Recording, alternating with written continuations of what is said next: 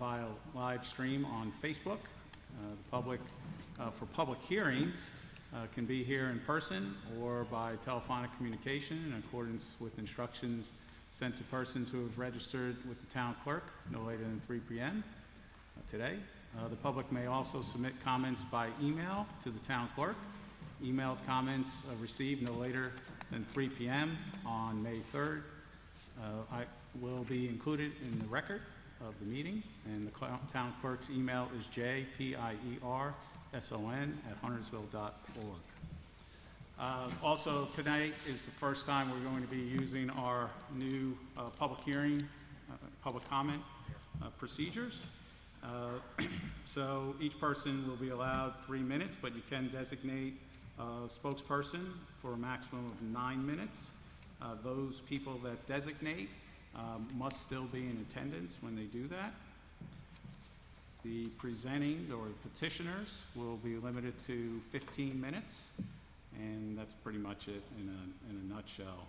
I see there are a lot of people that have signed up for one particular public hearing, so just to give you a heads up, I'll cut that down to 2 minutes because we have a lot on our agenda tonight. 2 minutes for each person, or 9 minutes for somebody representing more than 3. We called the meeting to order, and we start our meetings with a moment of silence.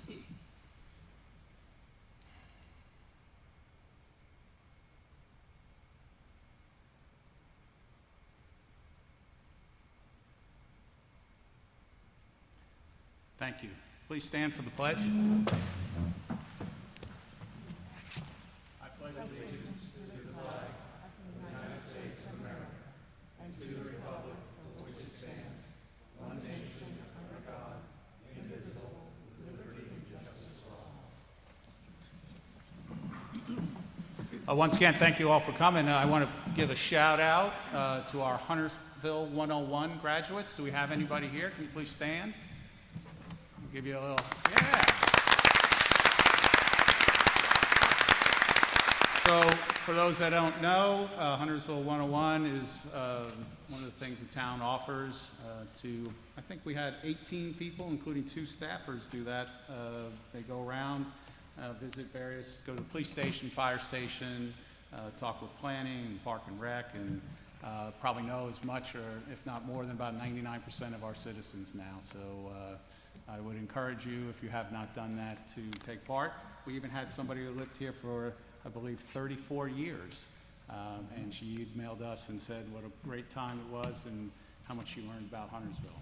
So, also, I would like to give a shout out to all those who participated in the Mayor's Fitness Challenge. That was a competition between Huntersville, Davidson, Cornelius, and Mooresville.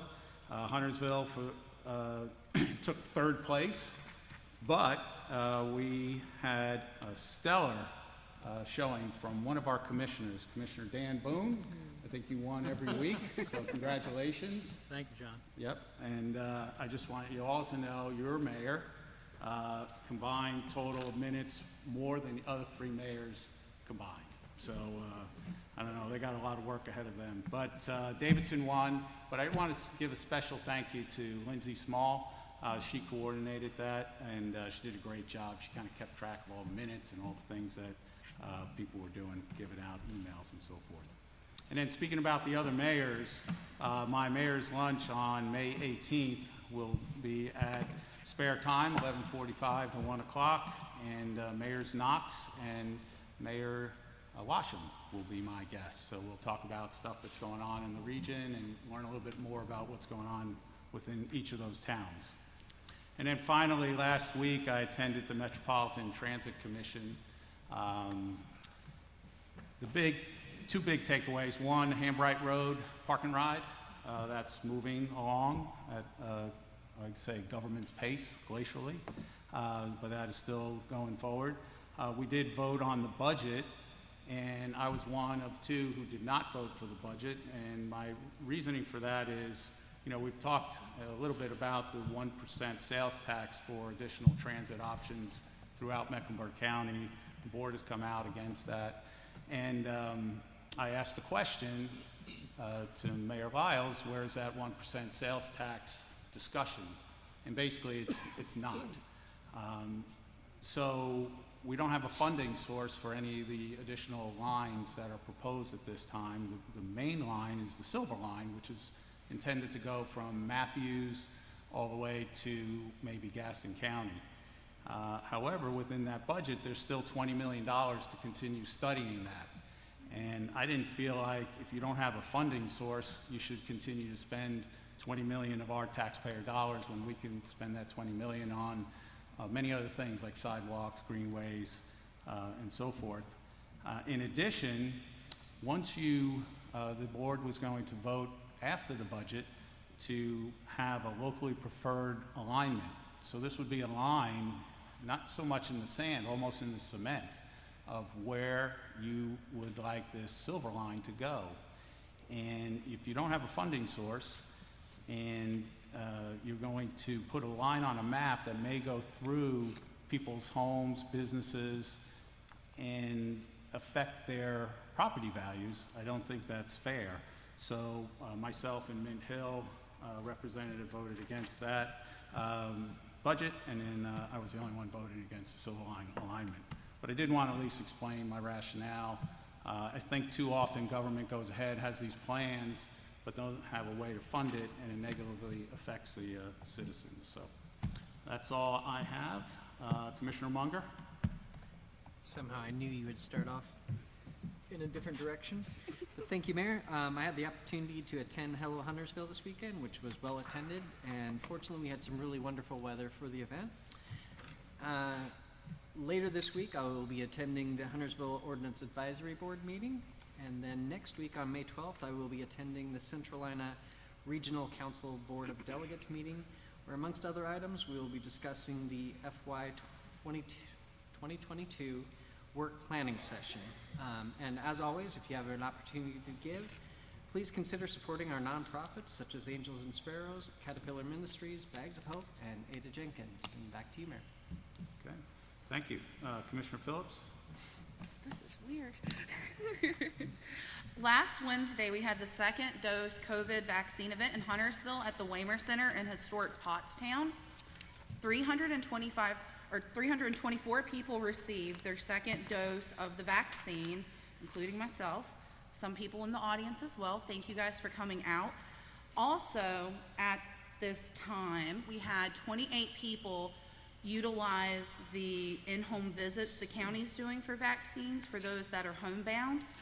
If you need someone to come out and provide your vaccine at home, you can go on the county's website, or if it's easier, just reach out to me and I'll connect you. And then on April 24th, I had the honor of speaking virtually with Unity and Community at their quarterly meeting. The topic was affordable housing in our communities, and I was the representative for Huntersville. I learned a great deal listening to Wayne Herron, Deputy Town Manager of Cornelius, and Eugene Bradley, Davidson's Housing and Equity Director, and what their towns are doing. In the future, I see a lot of potential to grow, even though we're doing well together, to see what we can do about affordable housing, not just in Huntersville, but in the Lake Norman community. And last but not least, I was offered and accepted a board position with Rural Hill, and I'm looking forward to seeing how I can help this historic piece of property keep up for future generations, and how we can grow as a community to preserve our history. And that's all I have. Okay, well, thank you. How are you feeling after your shot? I felt fine. My arm was a little sore. I even filmed my shot and put it on social media so other people could see it wasn't as bad off as, you know, the media likes to make stuff. So, Good. Yeah. All right, Commissioner Walsh. We ready, Bobby? So from Parks and Rec, got a little video here. Events started picking up here in Huntersville yesterday with the Hello Huntersville Arts and Music Festival at Veterans Park. It did attract a big crowd, and Brooks and Dixon were the band from Greenville, South Carolina. In fact, there were people camped out kind of before the stage, and kids running around, and it was just it was fun to see people back out. As you can see, they weren't required to wear masks, having a great time. Starting next Saturday and running through August, the Huntersville Growers Market will also be at Veterans Park from 8 a.m. to 12 p.m. And also next Saturday is the Cars carb and coffee event. Shop the market, enjoy coffee and breakfast as you stroll around checking out classic cars, trucks, rat rods, hot rods, muscle cars, and street rods, etc. From the Public Art Commission, they will be having their monthly meeting next Wednesday, May 12th, starting at 6:30 p.m., and that meeting will happen remotely, and of course, information can be found on our website if you'd like to participate. That's it, Mr. Mayor. Okay, thank you. Commissioner Bales? Caught me off guard. Thank you. First of all, I want to thank everybody for coming out tonight. Greatly appreciated. Wonderful to see people engaged in the process, and we thank you all for coming. Second, I want to say that during our pre-meeting, I did not wear my mask. There were just us sitting here. But now that you're here and you're joining us and you have to wear yours, I'm going to also be wearing mine when I'm just sitting here not speaking. Just letting you know that. In regards to my reports, our EDC projects, we have 40 projects happening in Lake Norman, and 27 of those are happening right here in Huntersville. And these are commercial projects, so we look forward to seeing new things happening in Huntersville as we continue to grow. And what a wonderful way to do that, by bringing new business to the area. Second, I'd like to share with you about the Education Collaborative. So far, we have worked, the Lake Norman Chamber and the EDC and Education Collaborative have been doing some planning sessions with our area high schools. And we're working with, we've already done one with Hopewell. We did this past week. We did one with Huff. And we will also be doing one with North Meck in addition to our local charter schools in the future, planning next year's projects and how we can infuse workforce development opportunities and educate students on all the opportunities that exist in our region and in Huntersville for opportunities for education around, I'm losing my words tonight, opportunities for employment for when those students graduate. So whether or not they ultimately go on to get a 2-year certification through CP or go on to a 4-year college, making sure that they have the tools necessary to be successful as they set up their futures in their hometowns, which is always a goal. In addition to that, I want to take a second and I would like to thank all of Parks and Rec. Michael J. Cox, thank you and your staff for Hello Huntersville. It was such a wonderful time to see people out and about and engaging, and it was interesting the conversations that it inspired, right? Running into someone you knew and they would say, I've had my vaccine. And I'm like, well, I've had mine too. So it was great to see you and engaging in folks that you haven't seen in a year. And that was just a wonderful opportunity to do that at Hello Huntersville. So thank you for that. And please pass that along to your team because they did an outstanding job. Also want to inform the board that during the City Vision conference with the League of Municipalities, I was nominated and elected to serve on the North Carolina League of Municipalities Board of Directors. So I will be representing District 8, and District 8 represents several counties in our region. So I look forward to doing that at the League. And hopefully we'll continue to advocate for things that are important to our community and to the Lake Norman region. And with that, Mr. Mayor, it is back to you. Okay, thank you. Commissioner Boone? Thank you, Mr. Mayor. I'd like to thank everyone for coming out tonight. From the Lake Norman Chamber of Commerce, Small Business Week will be celebrated by the Chamber on May 24th through the 28th. More details to follow. On May 5th of this week at 5:30, the Chamber will be holding a business mixer and after-hours networking event, and this will be hosted by Sam James's Funeral Home. From Public Safety, from the Huntersville Police Department, National Night Out is scheduled for Tuesday, August 3rd, at Veterans Park. Again, more details to follow. And Huntersville Citizens Police Academy will be held in this year of 2021, sometime in September or in October. If you've never taken this class, I'd highly recommend it. It's probably one of the most exciting things I've done since I retired. So finally, in July, the town board will be appointing 3 seats to the planning board and 4 seats to the Board of Adjustments. Those folks that just finished Huntersville 101, I'd like to ask you to please apply for those positions. The applications need to be received by the 31st of May, and you can get those applications on the town website. Again, I'd like to echo everybody's comments about Hello Huntersville. It was a great time. Park and Rec did a great job. Also, the Old Huntersville Historic Society had the old jail open during this event, and 75 people came by the old jail and signed the registry.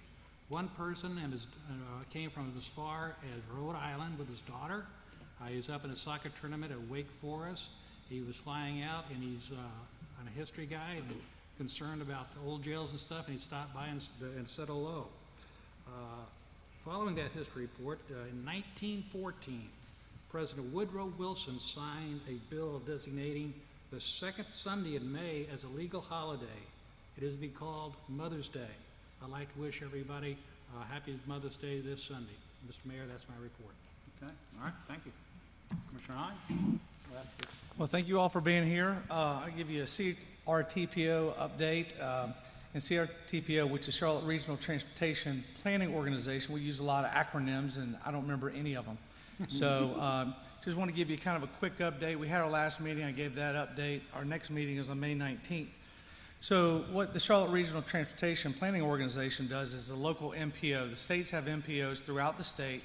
So when we talk about roads and we talk about priorities of those roads, the CRTPO is kind of the governing body about when money comes from the federal government down to the state, down to the MPO, then the CRTPO, the board, and even past boards, they prioritize what roads they want built first and those kind of things.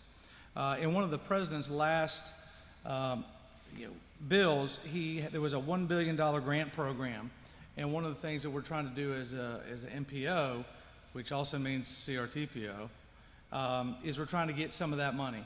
The state can get between $25 million and $100 million, and if we can get our hands on some of that, then we can help accelerate some of the road projects that were put on due to COVID. I'll give you this update since we have so many people in the audience, probably from the downtown area or definitely off Highway 73. So with COVID, COVID really hit NCDOT's bank account really, really hard. They have a cash floor policy, $365 million in the bank. Once you drop below that number, they have to cease all projects. I think it was March 13th or something like that, they hit that floor and they had to cease all projects. Projects such as Highway 73, such as a lot of the projects that we have on the books that are supposed to be built. Those of you on 73, like myself, we were going to be right-of-way acquisition in 2021, 2022, construction in 2023. Due to COVID and that, they stopped all work on that project, and they pushed back right-of-way acquisition in 24, 25, construction probably in 26 or 27. So what we're trying to do as a community, as a town, as your representative on CRTPO, any way that we can start seeing if we can get pots of money to help not on those state projects, but even local projects, start to accelerate some of those. That's some of the things we're working on. So there's a lot of pots of money out there. We're trying to see what we can do. But with Highway 73 being a state project, we don't have as much control over that as, say, Main Street project, which for those that live in the downtown area, we got the authorization to construct, and we're supposed to be starting that in a few months. So that will really help relieve a lot of the traffic downtown in Huntersville after we pull the Band-Aid off in a couple years of construction. So if you all have any other questions regarding transportation issues in your general area, feel free to reach out to me. My contact information is on the website. And Mr. Mayor, that's all I have. Okay, all right, well, thank you. Well, speaking about money, Here we have a check presentation from the Greater Charlotte Auto Dealers Association. Come on up here. Mr. Jim Keffer from Keffer Automotive, Mr. Randy Marion from Randy Marion Automotive, Andrea Walton and Stacy Cohen from Huntersville Ford, Jen Jackson and Marissa Hamilton from the Greater Charlotte Automotive Dealers Association. And then who brought this to us, Mr. Rick Zorb, and then Chief Hoyle. Just as a little bit of background, I'm sure, Rick, you can give what is all going on here, but last year, probably the end of March, early April, when we went into our COVID restrictions in Mecklenburg County, we were much stricter than the rest of the state. And our Mecklenburg County restriction said auto dealers weren't essential. I don't believe you think that, right? So myself and Mayor Washam and working with the Dealers Association, we got them to be deemed essential, even though we know all businesses were essential. So, Officer Zorb, you want to give us a background, what's going on with these funds and where we are? Sure. You hear me all right? Yeah, get a little right. closer. So we started this last year, maybe even 6 months before that, with donations from the Dealer Association. It is an emergency needs fund so that officers on duty can use these funds while on duty 24 hours a day, 7 days a week when they get calls for services of all sorts. So domestic violence calls, they can separate the parties, maybe put one with children up at a hotel. We've done food and water and shelter. I think that the chief was going to speak a little bit to some of the uses we've had out there, but it's been great. I think this is the third, we were talking earlier, the third donation that they've done through the Dealers Association that has funded this whole project. So, yeah, I want to correct one thing Officer Zorb said. This was his brainchild. He brought it to us, and he's been absolutely amazing. And you know, it comes from his frustration as a police officer. You'd be surprised some of the things these officers see when they go to calls. And he was very frustrated about, can't do this and can't do that. You know, how money gets segregated and we just can't go spend money like that. So we set up a fund that's regulated outside the police department, and the officers have access to it. I don't think our donors, I try to say this every time, just give you an update on a couple of cases, examples, because I don't think they realize how impactful this is. So what's really important about this is it's based on a calls for service usually. It's not like something somebody can apply for. It's when an officer goes out in the field, he sees something and he sees a need. He can go back and request money, and it can happen very quickly. So give you an example, we had a Latino family move in right before school started, single mom. She wound up in a couple days after moving here in the hospital with kids, no family, right before school. And we had some call generated that got us out there, got us aware of it, and the officers were able to go out and buy the kids some school clothes, make sure they had food when she got home, and things like that. We have had countless number of domestic violence situations where we utilize the funds to separate parties. We find a hotel room for one of the victims, when they get really heated, and the best thing to do is get them separated. Before it's routine for officers to say, you got anybody that can come get you? Now we can say, just come with us, we'll get you separated from it. So I could go on and on and on with examples. We keep a list, and we know it's amazing what we're able to do with this. And I'd just like to thank Officer Zorb, first of all, for coordinating all this for us and bringing the idea to us. And, of course, our donors, the Auto Association, has been so supportive. And without them, we just couldn't do it.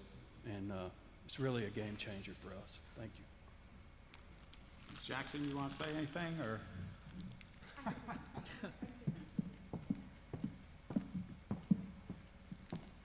I just want to thank Jim Keffer and Randy Marion and Huntersville Ford for being here this evening. They're representing all the dealers here in the Huntersville area. Thank you for having us. And on behalf of the Greater Charlotte Auto Dealers Association, it's our pleasure to present $10,000.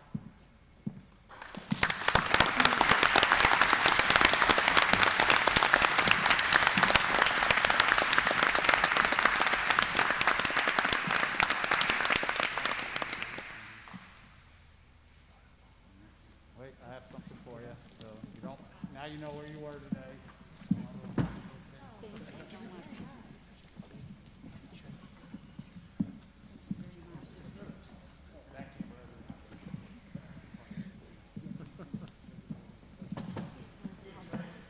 Absolutely. And for $10,000? 10 cents for 10,000. All right. We have one person who's signed up to speak in the public comments via phone. Sarah Coburn.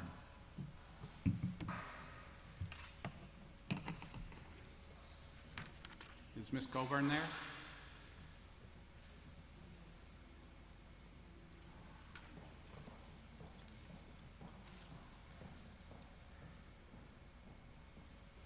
Mr. Davis, is Miss Coburn there or not?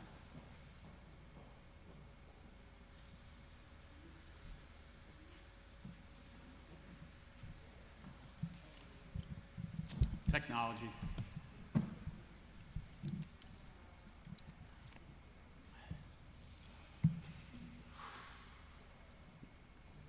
She's not there? Okay. All right. Any agenda changes? Yes, Mr. Mayor, we have one agenda change. We would like to move item 10B to 9D. Okay. Any other? Have a motion, please? Mr. Mayor, I'd like to make a motion that we adopt the agenda as changed. Second. Okay. Any discussion? All those in favor? All right. We'll move on from that. Any planning board members here tonight? Step up and introduce yourselves.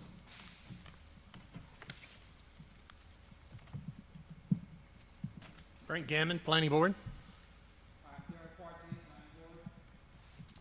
All right, we'll open up, conduct a public hearing to receive public input on the North Point traffic calming. Mr. Trott, I'm sorry, Trott. Sorry. I think I've done that twice already. That's okay. That's okay, I've been called worse.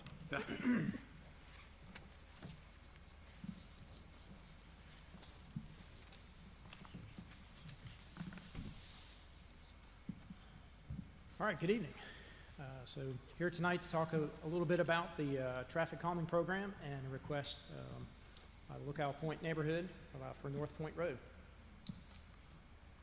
So we're going to talk about a little bit about the location, the process we're going through, the data so far, and a couple of potential physical solutions. So first off, where is North Point? North Point is on the north side of town, near the lake. A little more specifically, it's off of Terry Lane, north of Highway 73, which is to the east of Beatty's Ford Road and to the west of Catawba. This is the shot of North Point Road. As you can see, it's a unmarked local street in a neighborhood. And then another shot here, you can see it's from Google. You can see the Google truck there in the shadow, but again, just a local 2-lane unmarked street. So the HOA back in 2018 requested the study. And we put that in the queue, and then in early 2019 went out and took some speed data. Those data results showed that the 85th percentile speed was 34 miles per hour. What we're looking for when we collect the data is for a street that's posted 25 miles per hour is that 85th percentile, which is 85% of the vehicles are traveling that speed or less, is it 30 or lower? So if it's 30 or lower, then we say it looks good, no further action is needed at this time. In this case, it was 34 miles per hour, so it was above that threshold. So then it moves on to the next step. That next step being, we go out and put up the radar feedback signs, okay, that show people, let's make people aware of what's going on. We're seeing an issue, let's make people aware of what's going on. The police department's also been out there to do some enforcement. They go out there when they choose to do their part. We also ask that the neighborhood complete an awareness campaign. With that awareness campaign is unique to each neighborhood, but what we ask is documentation of 3 separate and different events or things that they do to get the word out. What we're trying to do is, let's get the word out, get people to slow down, and then hopefully that will resolve the issue.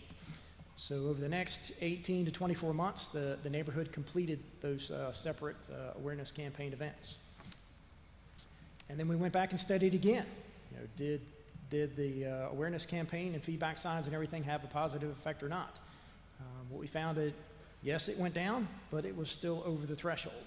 And so the next step in the process is to come up with some physical solutions to help folks slow down, and then have a public hearing, which we're here tonight, to get some feedback from those residents. When the neighborhood does an awareness campaign, they're trying to reach out to everybody, but this is another way for folks to be able to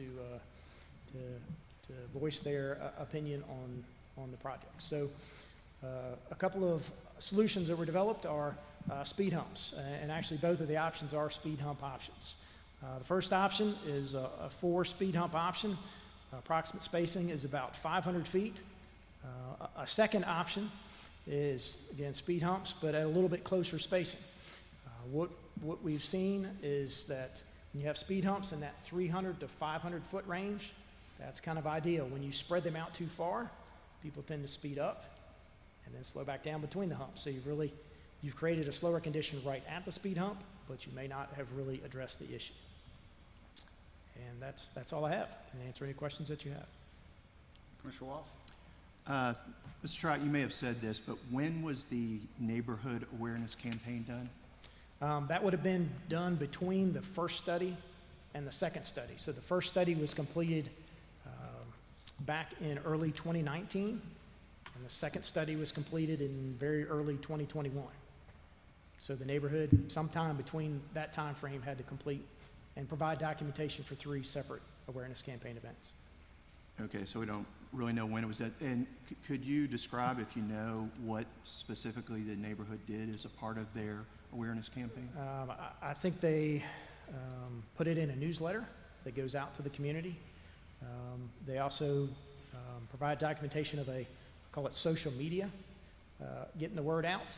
And I think they put up and purchased some signs to put out so that when people drive by, they can see to slow down.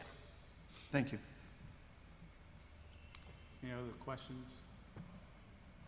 Commissioner Hines? So for the 3 separate awareness campaigns, do you get copies of those campaigns along with? Yeah, we asked for documentation that was completed. Okay, so are there other ways other than a newsletter, documentation? You said documentation, some other documentation, or like signs? Yeah, social media. Social media. And then also they put up some signs. So we asked for documentation that they completed 3 separate and different ways to try to reach out to the community. It's kind of I guess the assumption in the policy is the HOA knows the best way to get in touch with the residents that are in their community. So we look for their direction in doing that. We just asked for documentation of 3 separate ways, 3 different and separate ways. So it wouldn't be posting 3 separate newsletters. That's the same way, even though it's 3 different times. We're looking for different ways that they're trying to reach out to the community. So once you get that documentation, you check that box, you move on to the next step in the process. That's correct. Thank you. Commissioner Bales? Has there been anyone that sign up to speak on this particular topic? Has there been anyone? Mm-hmm. Everyone. Just asking. I would like to, before I ask any more questions, I'd like to hear from the public. Commissioner Phillips? Yes. What was the thought process into only putting them on North Point and not the additional roads?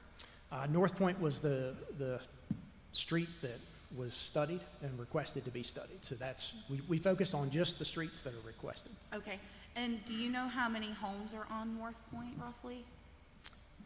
I don't know exactly how many are on there. It is as you can see from the picture, there's only one way in and one way out. I used to pet sit in there, I'm aware, yeah, I Okay. didn't know. Okay. Commissioner Munger? Yeah, you may or may not know this, but do you know if the HOA held a meeting specific to this topic? No, I don't know if they held a specific meeting just to this topic, or if they talked about it in other meetings, or anything else that they did outside of that. So just to piggyback off of that, newsletter, social media, signs, not necessarily a neighborhood meeting.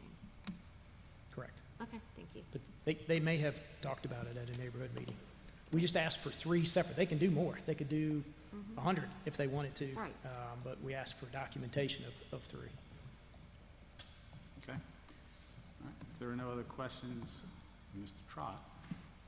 I do want to acknowledge we did receive a few emails in the last 24 hours. You do have the ability to send additional emails that will be part of the record, but I did instruct and speak with the town clerk, and they'll be included in the minutes. Pamela Stanford, Judy and Sean Beatty, Ray Renshaw, Kathy and Harry Schrader, and Carrie Roop. So now we'll go into our public comments on this. And I'm going to call up Mike Kritzenberg, and he has Annette Duggan. Are you here, Miss Duggan? Okay. And Judy Beatty. Okay. So you actually have 9 minutes. Everybody else, you're going to get 2 minutes. Okay. Okay, thank you. It's Mike Kreitzberg. I represent, I guess, the majority of the homeowners in our HOA association. I'm not on the board. But when we determined, I guess in the last couple of weeks, that this was coming before the town board, we kind of all got together and met in smaller groups. And I decided to kind of go around and do a poll in the community of as many people as I can get in touch with. And I think I sent you guys a copy of that today. Did you all get that? If not, I can give it to you. But in the past, when we've had issues in our community, whether it be about pool repairs or tennis court repairs or whatever, we've always met as a neighborhood meeting. And we've put things like that up to a vote to where everybody has the opportunity to voice their input and to decide whether or not, certain actions are appropriate in a neighborhood. And then at that point, we either decide to spend the money, or in this instance here, things can go forward with the town to get town input on that.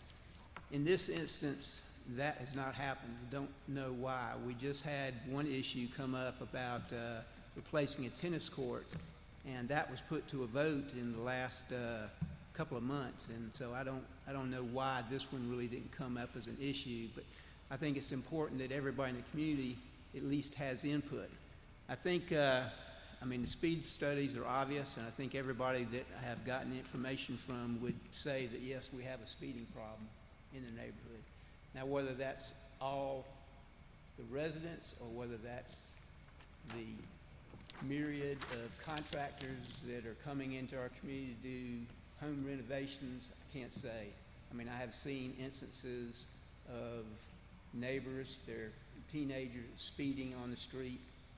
As I went around and talked to these people and got their input, I tried to indicate to those people to please get their kids or to please get themselves to slow down where possible. But I think, truthfully, the majority of the issue at this point in time is really the contractors' trucks as they come in early in the morning and they leave in the afternoon. Trash trucks, the myriad of Amazon trucks, all those are difficult at best for residents to control other than to try to tell them where possible. But our neighborhood, I guess, has been blessed over the years in that we have all done renovations to our houses. There's about 50 houses in the neighborhood, and I would dare say that just about every house in the neighborhood over the last few years has had significant renovations to it.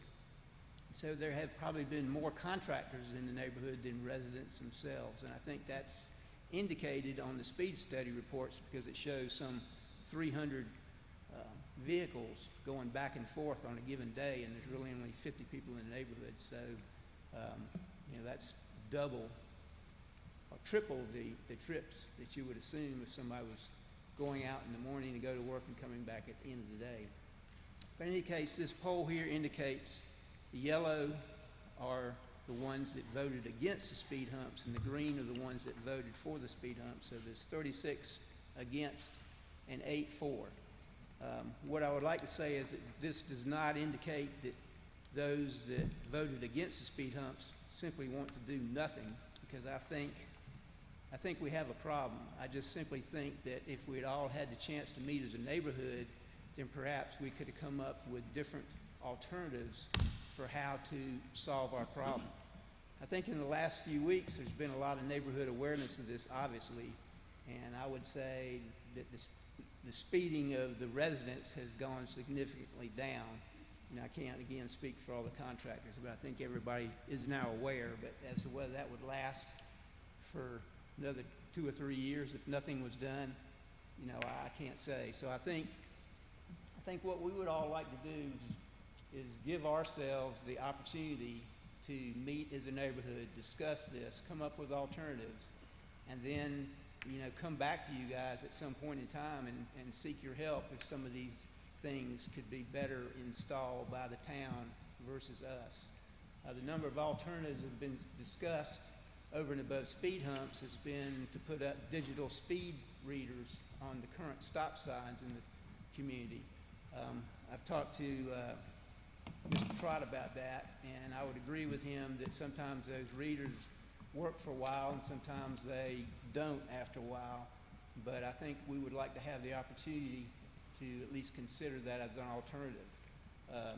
Other solutions that people have mentioned are putting 3-way stop signs at Weatherly and Leeward, which are the 2 spur roads that come off of North Point. That could be done in lieu of the speed humps and would certainly divide the segments of roads into 3 smaller sections, which I think would slow down traffic as well.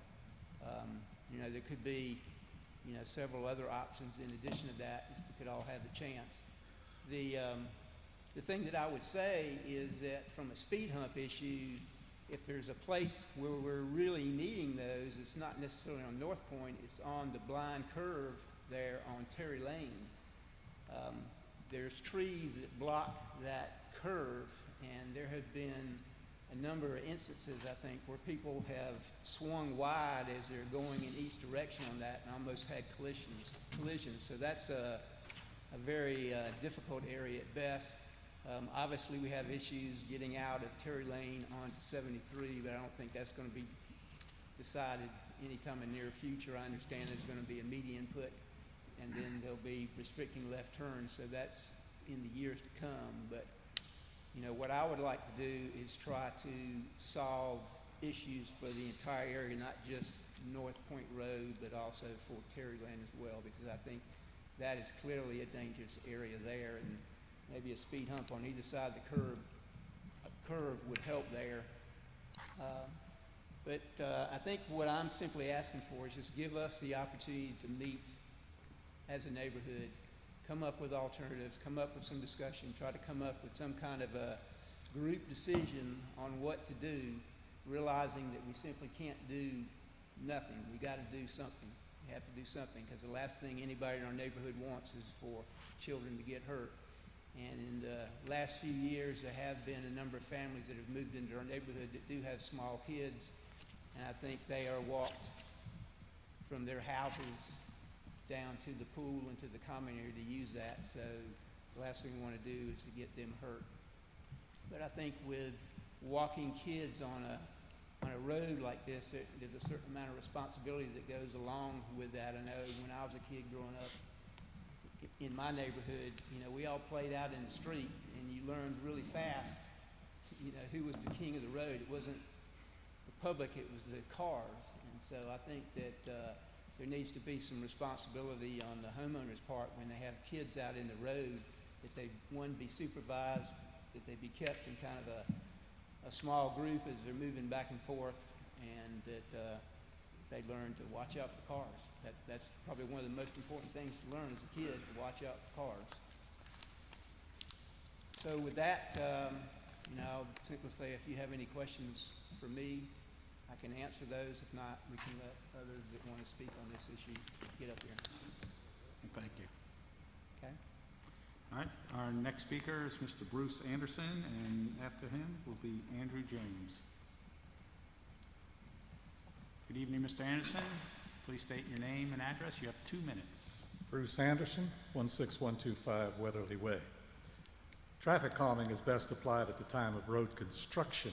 Later, the application of Band-Aids can fall badly short. Witness the experience of the town on Ransom Road. Installation of speed bumps resulted in the creation of short drag strips between the bumps. The predictable result, removal of the speed bumps. Note that both sections of North Point Road are about 1,500 feet long between the intersections. That meets the current Huntersville standard for street design for large lot subdivisions. The supposed traffic calming devices seem to be centered around the curve, which is also a natural calming design. Most of us in the neighborhood drive at a reasonable speed when the road is clear, and slow way down when there's pedestrian traffic and dogs in the road. Of course, as has been pointed out, there are outsiders and a few neighbors who speed. If that justifies a review, this decision should be based on input from the residents, not a small minority. If you want to make our community safer, you should know that the most dangerous time is on garbage pickup day. Many residents place their bins in the traffic lanes, and then of course the bins are dropped in the traffic lanes. That causes drivers to be distracted, to drive on the wrong side of the road, increasing risk to pedestrians, bicyclists, and other drivers. You alone can reduce this risk to lives by an ordinance requiring bins to be placed off the road. The next most dangerous practice, as the previous speaker mentioned, is parking in the blind curve on Terry Lane. I have heard that a car recently hit one of the trailers there. Your officers are nice. They just ask them to move. But that does not deter the practice. Thank you. Thank you. Mr. James, and up next, Ray Renshaw. Good evening, Mr. James. Please state your name and address. You have 2 minutes. Andrew James, 16225 Leeward Lane. Thank you to the commission and to town staff and Mr. Trott for your time. So I'm here to talk about my firsthand experience and then about some other relevant data that may not be on the page in front of you. My wife and I support traffic calming devices as a matter of safety for our kids. It's nobody's first choice. You're sure going to hear that tonight. But after many years, nothing else has worked. We've put out physical signs. I personally did on North Point Road. We had radar out. Police patrols have been out there. Personally, I'd be pleased with 3 humps instead of 4 or 5, but we're pleased with staff's recommendation. My family's lived in Lookout Point for over a decade. My wife's on the HOA board. I have 3 kids, ages 12, 9, and 5. Somebody in our family is out walking or biking North Point almost every single day. I can attest to countless firsthand experiences shepherding my kids over into somebody's yard when a car comes by and passes within 10 feet of us going 30 miles an hour. It's nerve-wracking, wondering every time if the driver sees you. We've heard plenty of challenges on social media to our parenting. It's because of watchful parenting and the grace of God that there hasn't been a catastrophe yet. Some pertinent facts: Lookout Point's a classic pedestrian neighborhood. There's no sidewalks anywhere, so everybody uses the road. Every neighborhood amenity, pool, common area, lakefront dock, basketball, tennis court, it's all on North Point Road, so it's going to get used. It's not an option not to walk there. Just a quick stat from Mecklenburg's Polaris I checked this afternoon. The traffic study that the town did had 2 data points. 1804, the worst of the 2. Within 600 feet of that traffic point is 5 households that have a combined 12 kids that are young or medium age, and 7 dogs that I see out walking regularly.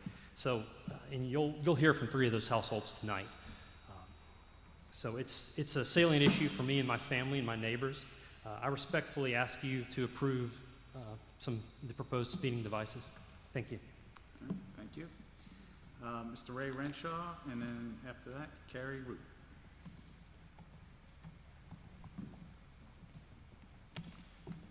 Good evening. Please state your name and address. You have 2 minutes. Yeah, thank you for the opportunity to speak here today. Ray Renshaw, I live on 16023 North Point Road. I've lived there for 22 years. My wife and I, at the time when we bought the house, we were just engaged, and we've had 3 kids. 2 now are in college, and 1's still at the house. So I've lived right smack dab in the middle of where they're proposing these speed bumps for 22 years. Never once have we had an accident, an incident, or anything of that sort. No bike has been hit, no child, no dog. Just an occasional squirrel now and then, the poor little guys, and I make sure I give them a proper burial. But so raising the kids there, never did I feel threatened while I taught them how to ride the bike on the street. Every time a car went by us, they were respectful and moved along and slowed down. As Mike had mentioned, when no one's on the road, people do tend to speed a little bit. Now, that doesn't mean I didn't witness speeding on the street, and I'm a big advocate for slowing down and abiding by the law. I've been out blowing leaves and a car goes whizzing by me. I'll put my blower down. I'll walk up to the house wherever the individual that's working there or the homeowner, and I'll have a discussion with them and say, listen, you do not want to kill somebody on this street. I've had a slight altercation with one of the neighbors, and since then I've seen him drive by just about every day, 25 miles an hour. He waves to me, we're friends. So each time that I've witnessed it, I personally made it my point to go speak with them, and over time, over the last 22 years, it has improved. If you listen to the study that was done, there were 2 sensors put down, one in February of 19, or excuse me, 2 of them in February 19 and 2 of them in March of this year. The first 2 sensors in 18, both of them were over the 85th percentile that was discussed. This year, only one of them beat the 85%, and the other one was over by 2 miles an hour. So what does this say? We've made big improvements as a community. Thank goodness for the folks that are making this a conscious effort to make it presented to all the neighbors and all the contractors that come up through the neighborhood. We've made improvements over the span, and I truly believe that if we did another study in 6 months, neither of those sensors would, because my children who drive, we've sat them down and had serious conversations with them. Our next speaker is Ms. Carrie Root. They putz. And after Okay. that, Sorry. will be Mona Dupree. Thanks for your time.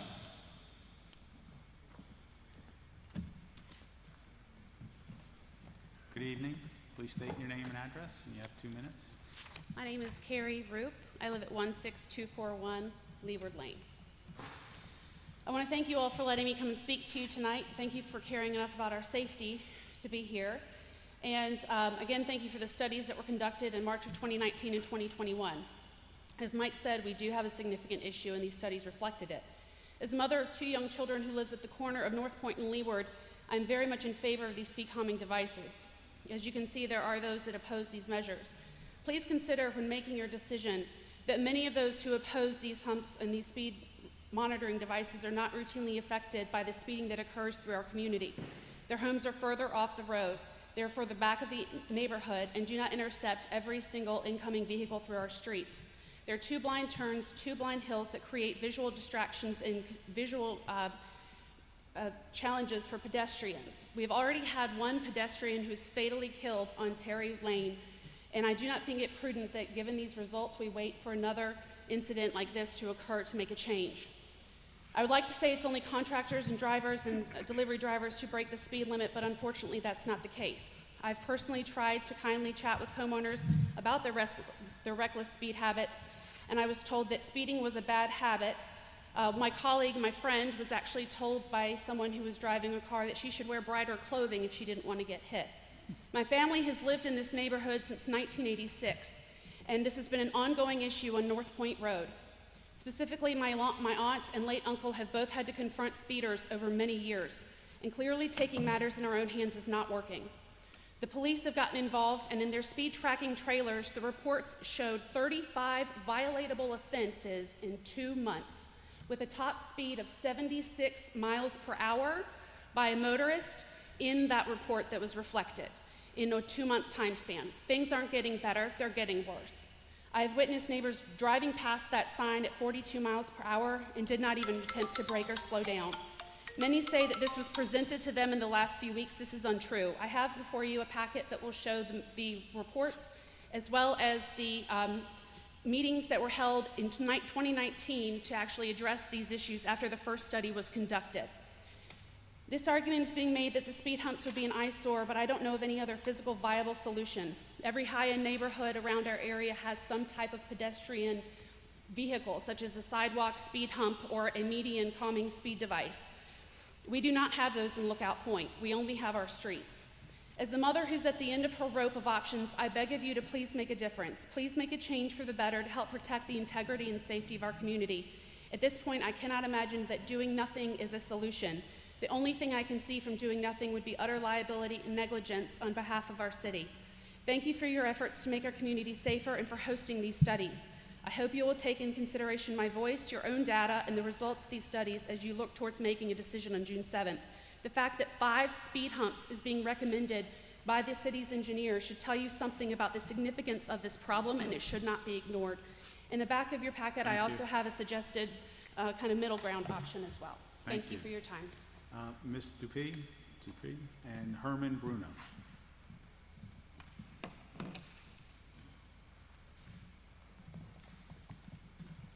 Please state your name and address. You have 2 minutes. Mona Depew, 16216 North Point Road. Is that better? Yes. I'm here to speak on behalf of not having speed bumps in the neighborhood, and I also agree with Mike in the beginning that we should evaluate what is there and what could be a better solution. I am a grandmother of 8, and when I take my grandchildren down the road, I never feel threatened. I always feel that they move over, and my little 2-year-old grandson walks beside me, and when I ask him to move over, he moves over. I sent you a letter to tell you that I was also concerned about first responder and the time that it takes for them to get down the street over 5 speed bumps when they're in a large fire truck. They have to slow down. Unfortunately, in 2017, my husband passed away of a heart attack, and the first responders on a good day, without speed bumps, still took 12 minutes to get to the house. If it took 14 minutes, those 2 minutes could mean a life. And so I'm very concerned about that. My son is a firefighter. He is not a fan of speed humps. And thank you for your time, and I appreciate it. Thank you. Mr. Bruno, and then Jessica White. All right, thank you. I'm not a speaker. This thing's make me nervous, so bear with me a little bit. Well, first state your name and address. I got 2 minutes, so You got 2 Herman minutes. Bruno. I'm the HOA president for our neighborhood. I want to thank the homeowners that showed up today, and really just focus on the facts. That's what I've been going off of. You know, the information has been out there. You'll see the packets. There's additional information out there. We have been working with Mr. Trott, which thank you very much for your help, and the guidance of our HOA management, which is Hawthorne Management, and they manage a lot of the communities in the area. I'm the father of 2 little girls, 4 and 6. We're at Leeward Lane, and you know, I've been at every single HOA meeting, and part of the problem that we have is in our neighborhood, there's not a lot of participation from our homeowners. You know, we're a small community, about 50-something homes, and there's 5 seats on the board. Usually there's 2 open, 1 or 2 open, and there's like 1 or 2 HOA members that actually participate in trying to get things done in the community. And that's part of the challenge. You know, I think there were some comments said that the information wasn't put out there. That's not accurate. You'll find that, you know, there's a history. We provided information to Mr. Trott. And, you know, more importantly, last year there was a death that occurred out there. A gentleman, Thomas, was ran over by a truck and died. And, he was out for a walk, and it was just a very unfortunate. I met his wife earlier this week, and I just don't want that to ever happen again. I'm out there every morning, every day, exercising or walking with the kids. Our neighborhood is a great neighborhood, and we have a lot of great homeowners there. And so I don't want their families to ever have to go through what Mr. Thomas's family is going through. So I think we need to look at the facts and the fact that we have a problem. I vote for some type of speed hump. Thank you. Ms. White, and then Becky, and I'm sorry I can't read your last name, but it begins with an R, is up next. Good evening. Good evening. Please Just, state your name and address. 2 minutes. Hot mic. Jessica White, 15705 North Point. And actually, the comments made, again, I'm very for the speed bumps, and I'll get into that. But what Mike said, actually, a lot of us were. I was in agreement with a lot of what he said, and he's, voiced concerns about the speed bumps. So I'm the house that he referred to that lives right at the corner of Terry Lane and North Point Road. So while, we signed up to live in this beautiful community knowing that we were on a corner, we're not in a cul-de-sac, like we know there's gonna be some speeding. I didn't anticipate the fact that, while I'm working from home, watching people speed on the road, we have to witness people, joggers, people with their dogs, not just my kids, and I'll get into that, being almost hit on a weekly basis. So with us, my son was actually born in 2017 with a near fatal virus. Thank God he will be okay, but he's deaf. He's 50% deaf in his, he's completely deaf in his left ear. He's 50% deaf overall. He can't, as some people here have graciously said, you can't just watch your kids or coach them. He can't hear us. And so with us being at the corner of that road and people, not necessarily the community members, but it's contractors, it's the people working on lawns, it's the people working on various home projects for the community. They're the ones that do a lot of the speeding too. And so by having an awareness program for the community, it doesn't really matter when you have a child that runs out into the road that can't hear the direction of the car, they can't locate sound, they can't even hear me yelling at them sometimes to stop. So it's not about parenting, it's not about watching your kids, it's about the fact that something needs to be done. It is completely unacceptable as adults to have somebody going 73 miles an hour down a road when there's a child with disabilities right there on that corner, and we're watching it every single day. So something needs to be done, guys. Thank you, Ms. White. My address is 15705, so if you get any of my bills, you're welcome to pay it. All right, Becky with an R, and Lucinda with a C something, and I think H is next.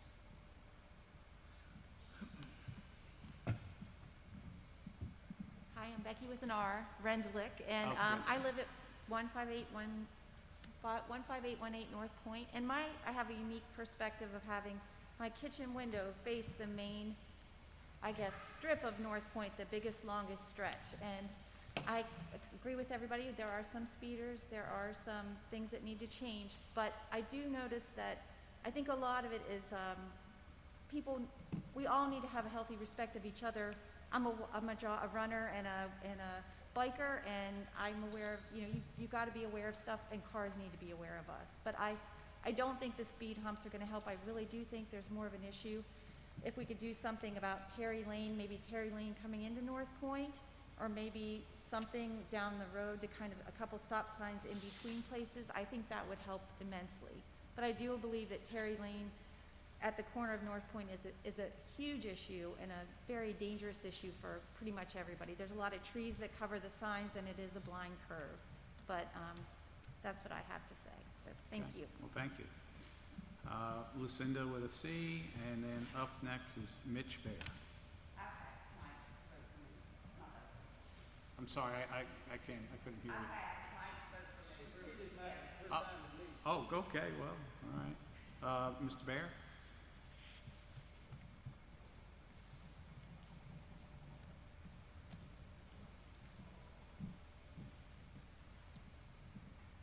evening. Please state your name and address. You have 2 minutes. Yes, hello, my name is Mitch Bear. I live at 16224 Leeward Lane. I do serve on the board, and it has been an issue that has been brought up from people that live in the neighborhood and also those that live outside of the neighborhood, because we are public streets. We do not have sidewalks on Terry Lane or in through North Point proper. So I think some people have gotten the impression that we were trying to railroad this process. I came in to the board in the middle of the process because it was started back in 2018. This is basically, from my standpoint, to get some information and proof from the town of what kind of speeding issues are going on, and obviously there are some. I don't think it's anybody's intention to create hostility between those for and against, but to come up with a solution that where we can come to compromise and live, happily as neighbors. Perhaps the thing to do is, as opposed to 4 to 5 speed bumps in a 1,600-foot strip, is maybe to sit down with traffic and figure out maybe there's a hybrid solution. Perhaps maybe we do 1 or 2 speed bumps strategically placed somewhere at this bend in the road, where basically North Point is like a roller coaster. You start from the entrance to the neighborhood, it goes straight down, and then it goes up North Point. So when you're coming down North Point, you come back down the railroad and back up like a roller coaster again. I know the police, or through the traffic department, they did put out the radar speed signs. I did notice out walking that people, once they saw that and they got feedback, they did slow down. But that may not be 100% all the time, so that's maybe 1 speed bump down there would be necessary. But I'm just trying to find a way there's a solution that we can come together and figure this out effectively without hostilities, because we don't need to have tension and animosity against neighbors, for the rest of their occupancy in their homes. So thank you for your time. All right, thank you. All right, I believe there's nobody else that has signed up to speak. All right, any questions of staff at this time? No? Commissioner Hines? Yeah, can I ask Mr. Trott a question?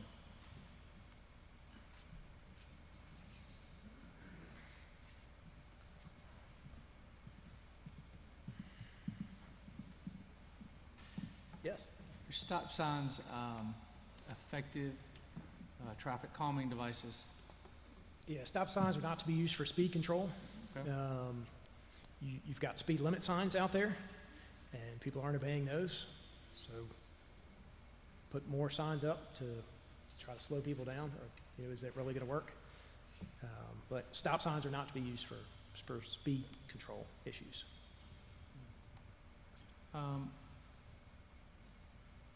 We heard the last gentleman speak about finding a consensus among the neighborhood.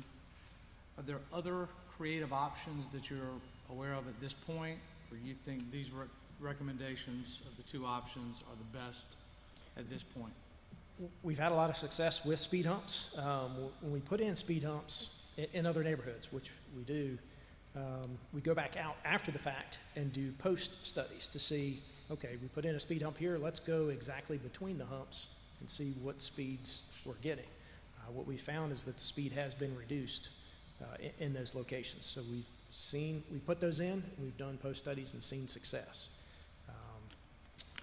Depending on the neighborhood and depending on intersection spacing, you can look at other options such as maybe mini circles, basically putting a small roundabout in there. Challenges with those are sometimes you need right-of-way, or sometimes there may be utility impacts. So there's something that can be done, but it'll take longer to get those implemented, and could affect property owners, directly adjacent to those. Maybe have to relocate a driveway or mailboxes, things like that. So those do present challenges. I believe the neighborhood, and I think one of the speakers talked about the radar feedback signs.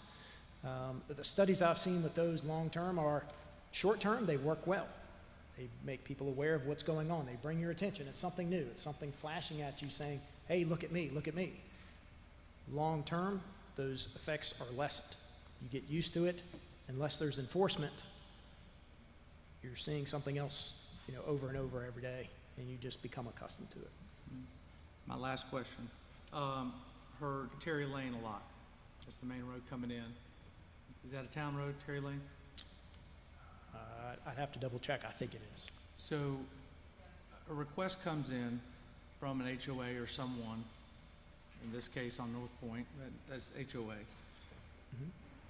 Do we have to get people to look at Terry Lane prior to studying Terry Lane?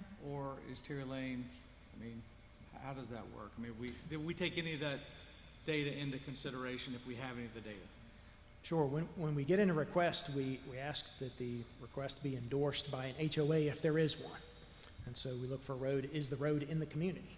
So if somebody on Terry Lane asks for a study on a different road in town, we'd ask for endorsement of the request where the road is located. So I'd have to look to see if all of Terry Road is located within the community or not.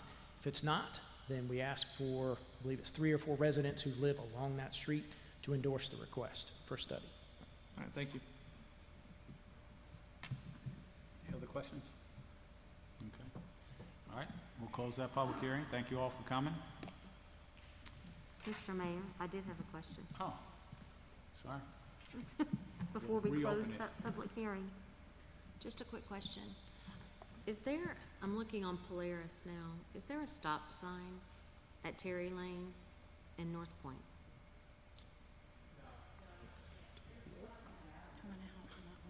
Look back. I'll pull up a map here, and Right there. I would assume that there is a stop sign on North Point at Terry Lane. I'd have to go look and check that. There is one. There's one when you come out of North Point and you go out on Terry Lane, but there's nothing straight shotting Terry Lane. Like Terry Lane's just a straight shot down. And the reason I'm asking that is I heard several people say, Terry Lane at North Point is an issue. So, just making an observation there Sure. and asking that question, because We from can certainly check from to see- Polaris, it looks like it's an interesting angle. We And can certainly I- check to see if there's minimum sight distance at that intersection. Okay, thank you. And You're welcome. so, I'm just gonna throw this out. Because Terry Lane doesn't have that many homes directly on it, everything seems to be kind of off, like offshoots. Would like Pine need to have their input into potentially doing something on Terry Lane, or would it just be Terry Lane? Because I'm like trying to think, it's a very small amount of people that live on there technically. Yeah, the policy looks for, again, it's either 3 or 4 residents who live directly on the street if there is no HOA. If there is a street that has an HOA, we look for that HOA endorsement of the request. Again, looking for that community to say, yes, we want to look at this and go through the process. So did we reopen the public hearing? Yeah. Because I guess my question is, I heard from numerous residents, they want to get together with the whole community. So is it better at this point for us to continue the public hearing, to a period of time in the future, instead of it going to the planning board at the end of this month, or not? Well, what I was gonna suggest, first of all. This doesn't go to the planning board. Yeah, I don't know if- Okay. Just say, What at I a was future meeting. Going to suggest when I close the public hearing, was that if the HOA sets up a meeting between now and whenever the decision was going to be made, I believe staff would be willing to go there and potentially work out some type of compromise, if there's a compromise to be made. So, in the meantime, we would close this public hearing, and then if the HOA comes back to us and says, can you look at something else or not do something, or it'll go to a vote in June. Look, then can I ask that we make sure that we look at that intersection prior to that meeting, I so think that we that's know? all part of what Okay, just potential making meeting sure. would be like. If there's a sight distance issue, we need to take care of it. What I've been sitting here listening to both sides of this argument and this debate. I think the best thing that's come out of this whole thing is I think you've kind of grown better as a neighborhood in the last 30 minutes. And I thank the president of the HOA. Thank you very much for your service. If you could get everybody together, like the mayor suggested, the town would be more than willing to sit down and work this thing out as a neighborhood, not as a town government, but you guys come back and tell us what you would like to see. Thank you. And as a point of information, if it is on our agenda in June, we always can delay that decision. So I'd rather close this and move on. Okay, good. All right, we'll close the public hearing and we'll see you all maybe. Give it a couple of seconds as people mingle around. Our next item on the agenda is to open up a public hearing on petition R20-05, a request by Vermillion Anchor Mill Village, LLC, and Vermillion Village, LLC, to modify the approved conditional district, R16-12, that includes a mix of 400 units, apartments, and townhomes, and 165,000 square feet of non-residential to Town Center Conditional District for 292 apartments, 49 townhomes, and a minimum of 70,000 square feet of non-residential on 30 acres generally located at 404 North Church Street. Mr. Semino? Mr. Mayor, first of all, just remember this on my way to the restroom. Yes. I need to make a disclosure. I have property on 2nd Street that I'm currently developing. Very close proximity to this, but it would not affect any of my decision. I have property right beside Mr. Bowman. We're selling to the same builder. We have no contractual relationship whatsoever, and none of that stuff would impact any decision on this project. Any discussion on that? Okay. All right, Mr. Semino, good to see you. Good to see you. Thank you, Mayor. Board members, enter the staff report into the record. I'm going to be brief tonight. The site in question is just under 30 acres right off of Huntersville Concord Road and actually fronts on North Main. So what's the change? First off, the approved rezoning plan from 2017 is what you see on your screen at this point in time. That plan that is already approved, invested for development, is for 400 multifamily units, and that is a combination of apartments and townhomes, but not specified as to exactly what that breakdown would be. In addition, it was up to 165,000 square feet of commercial and office type area. What is the proposal? This is R2005. I will point out that you may recall in early January there was a request to make a change, and at that time the developer proposed 22,000 square feet and about the same number of residential, and that was not well received by the public or the town board, so the developer modified the plan. So this new plan is 292 apartments with 49 townhomes and a minimum of 70,000 square feet of commercial area.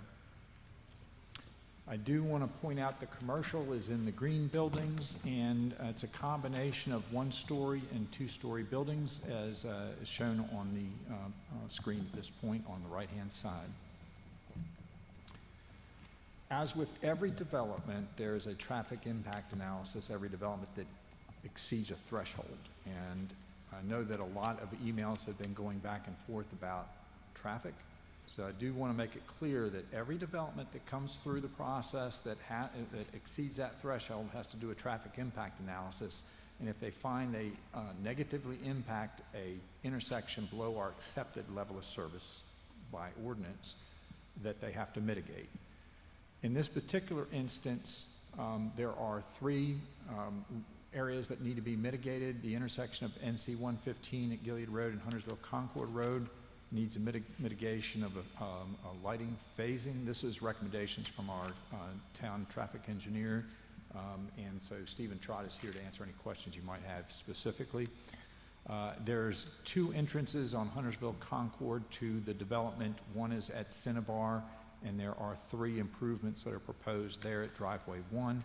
And then the second entrance, which is driveway 2, there's several recommended improvements there as well. This is a kind of a blown up view of the intersection of Huntersville Concord Road to the new development and how it enters into across the street Cinnabar and Hill Street. I will point out that this does show the road improvements that are being talked about. But I also want to point out that there is also this 10-foot side path, and why that's important is in December of this year, the town board adopted the Bikeway Greenway Plan. The Bikeway Greenway Plan recommended side paths, not a wide lane with a bike lane in this section of Huntersville Concord Road. So the developer is accommodating that change with a 10-foot wide side path across the entire frontage of Huntersville Concord Road. Staff recommendation is we could support this conditional rezoning amendment, subject to all traffic impact analysis from the town and DOT. There is DOT roads, and they will have to give approval, and that those improvements be provided, that all outstanding transportation comments be addressed, and all outstanding red line comments are addressed. And ultimately, when this comes up for possible final action, the large building that was in the original plan from 2017 had to get a special use permit because it exceeded the footprint size, and so that special use permit would have to be withdrawn. And that paperwork is in, and we just are timing it to follow with this rezoning. So with that, I am happy to answer any questions. The developer is here. I have some slides that they asked to be provided as well. So if there's any questions, I'll be happy to try to answer them. Commissioner Walsh? You mentioned and if you don't have this information right off the top of your head, I'm good, or maybe we can find out. You mentioned the large building that is going to be removed. Do you know about how many square feet that is from the, excuse me, from the original plan? I'm sorry, I don't have that square footage. I'm thinking it's between 50 and 65,000 square feet. Well, can we hold that thought? Okay. Well, when you have your time to present, we'll make sure you answer that. Any other questions of staff? I have a question. So, being here when this went through its original rezoning, we had to do the special use permit because it was a larger building and was, I guess, allowed. What was this zoned for prior to what this plan is that was approved in 2017? Right. Neighborhood residential, so residential. Okay. But the overall plan over the last 20 years, I mean, we've seen a lot of plans come and go for this particular, since the town owned it. Was it mixed use? There was, if you will indulge me, I'll pull up the slide that show a couple of plans that we're talking about. For the most part, 2005, that's the upper plan, the downtown plan, was looking at residential. It talked about mixed use, but a key component of that was continuing care retirement community as an option, that's a potential. The 2007 plan that was adopted, East Huntersville plan, more of a transit-oriented design, so it was more residential. There could be some commercial in there, but that was the plans that were there. So does that answer your question? Yep. Any other questions of staff before we hear from the applicant, who has only 15 minutes? Actually, I have just another one, sorry. So this proposal is a reduction of, I think it's 165,000 square feet of commercial down to roughly 70,000, 400 apartments down to 292. How does our housing mix for our downtown compare to like Davison and Cornelius? Let me go to that slide. So a few months ago, I provided the town board some information as to if you take an intersection of a town and go a half mile, what's the housing mix? So this map represents that. So this is Huntersville, and we just picked the intersection of 115 and Gilead Road as being the center from the half mile. And so in that area, you'll notice I have some letters in there. VV is Vermillion Village, VF is Vermillion Front, and TC is the town center mixed use that went through. So if you include those, And then change from Vermillion Village to reduce the size as they're proposing. There would be 505 single-family houses in that half mile, 301 condominium townhomes, and 490 apartments. Again, that's with the proposed request that's before you. So if you look at Cornelius and Davidson, that half mile spacing from the key intersection, there's 661 single family in Cornelius, 478 condo and townhomes. I wrote proposal because there's an ongoing proposal before the downtown, for the downtown in Cornelius, and they just amended their comprehensive plan to allow more density in their downtown. So that's 528 if that gets approved. And then today there's 548 apartments built and approved. And with the proposal that would go up to 946, so you can kind of compare to Huntersville. In Davidson there's 595 single family. So of the single family, Huntersville is the least number of single family in that half mile radius. 81 condos, townhomes, 36 apartments. So they have much fewer condos and much fewer apartments, but they also have this, the Davidson school, Davidson College, and that is 1,841 students plus your staff, and 95% of the students live on campus, so that's kind of a wild card. But just to give you a sense of where we are to our neighbors, it's not to say one's right or one's wrong, it's just that's answering your question. Thank you. Commissioner Munger? Yeah, don't go back to that one quick. I just had questions about that particular. So for the Huntersville including approved, does that mean for the Vermillion Village numbers, it includes the previously approved plan, or is it with this new plan? This is the new plan. So the number of apartments is 491, and that represents the current plan that they have. Because remember, the plan that's approved today is 400, sure, but it's a combination of apartments and townhomes, and it's not specified as to what is what. I just wanted clarification on that number. Thanks. Okay. Any questions of staff this time? No? Mr. Bowman? Yeah, can you just put up the comparison one? Mr. Bowman, you have 15 minutes. You don't have to take it all. No, I won't. Nate Bowman, 205 South Church Street. Jack did a great job explaining most of these changes, which were a result of the public hearing in January. I just want to add a few things. Can you put up the buildings again? I mean, the comparison? Current plan, yeah. Originally, the original supermarket we had, in case we hit a home run, was 76,000 square feet. And that's the biggest Harris Teeter or Kroger builds. And of course, we never got that and went down to 46,000. And if you total up all what's in red, that's showing about 90,000 square foot of commercial, which is really what we expected to get if we got the grocery store. But we did throw in the kitchen sink in that rezoning in case we were wildly successful. But unfortunately, we were wildly unsuccessful. So in the plan you see here, the major changes is the anchor, which was going to be the grocery store. We had to move our commercial out to the road. The whole theory about the anchor and the grocery store in the center was that would pull the traffic in, and that would help the retail. With no grocery store, we had to move it to the outside where the traffic count is the heaviest. And we did leave the brewery restaurant site over next to where the tower is, the water tower, because that's just a perfect place to have an amenity for that restaurant, hopefully / brewery. The road system is essentially the same. We're making the same connection points. We did change Church Street a little bit.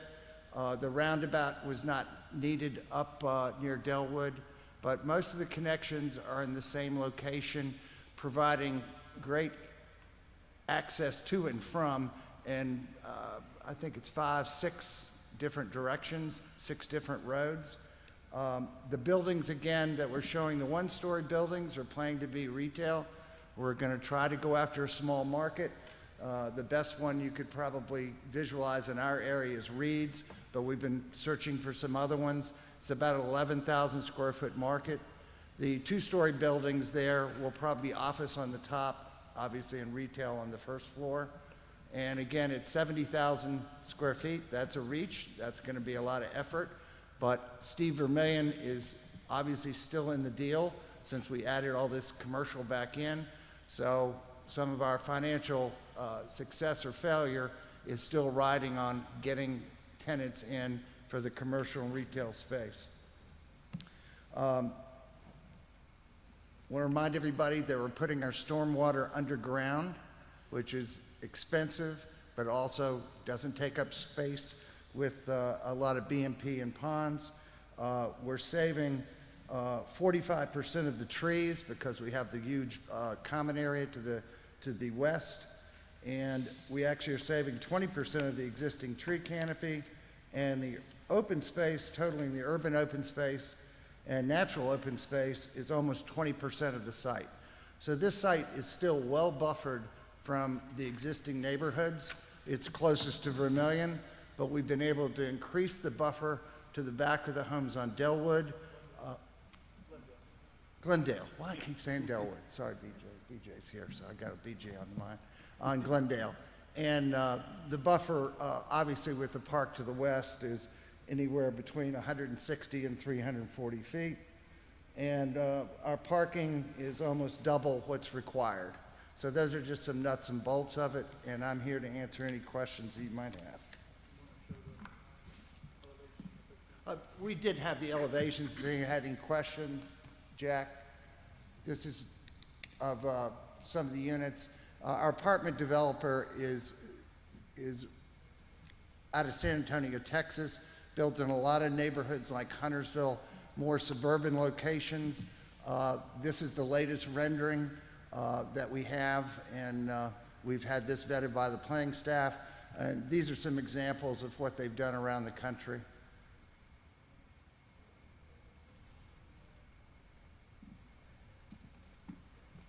Okay.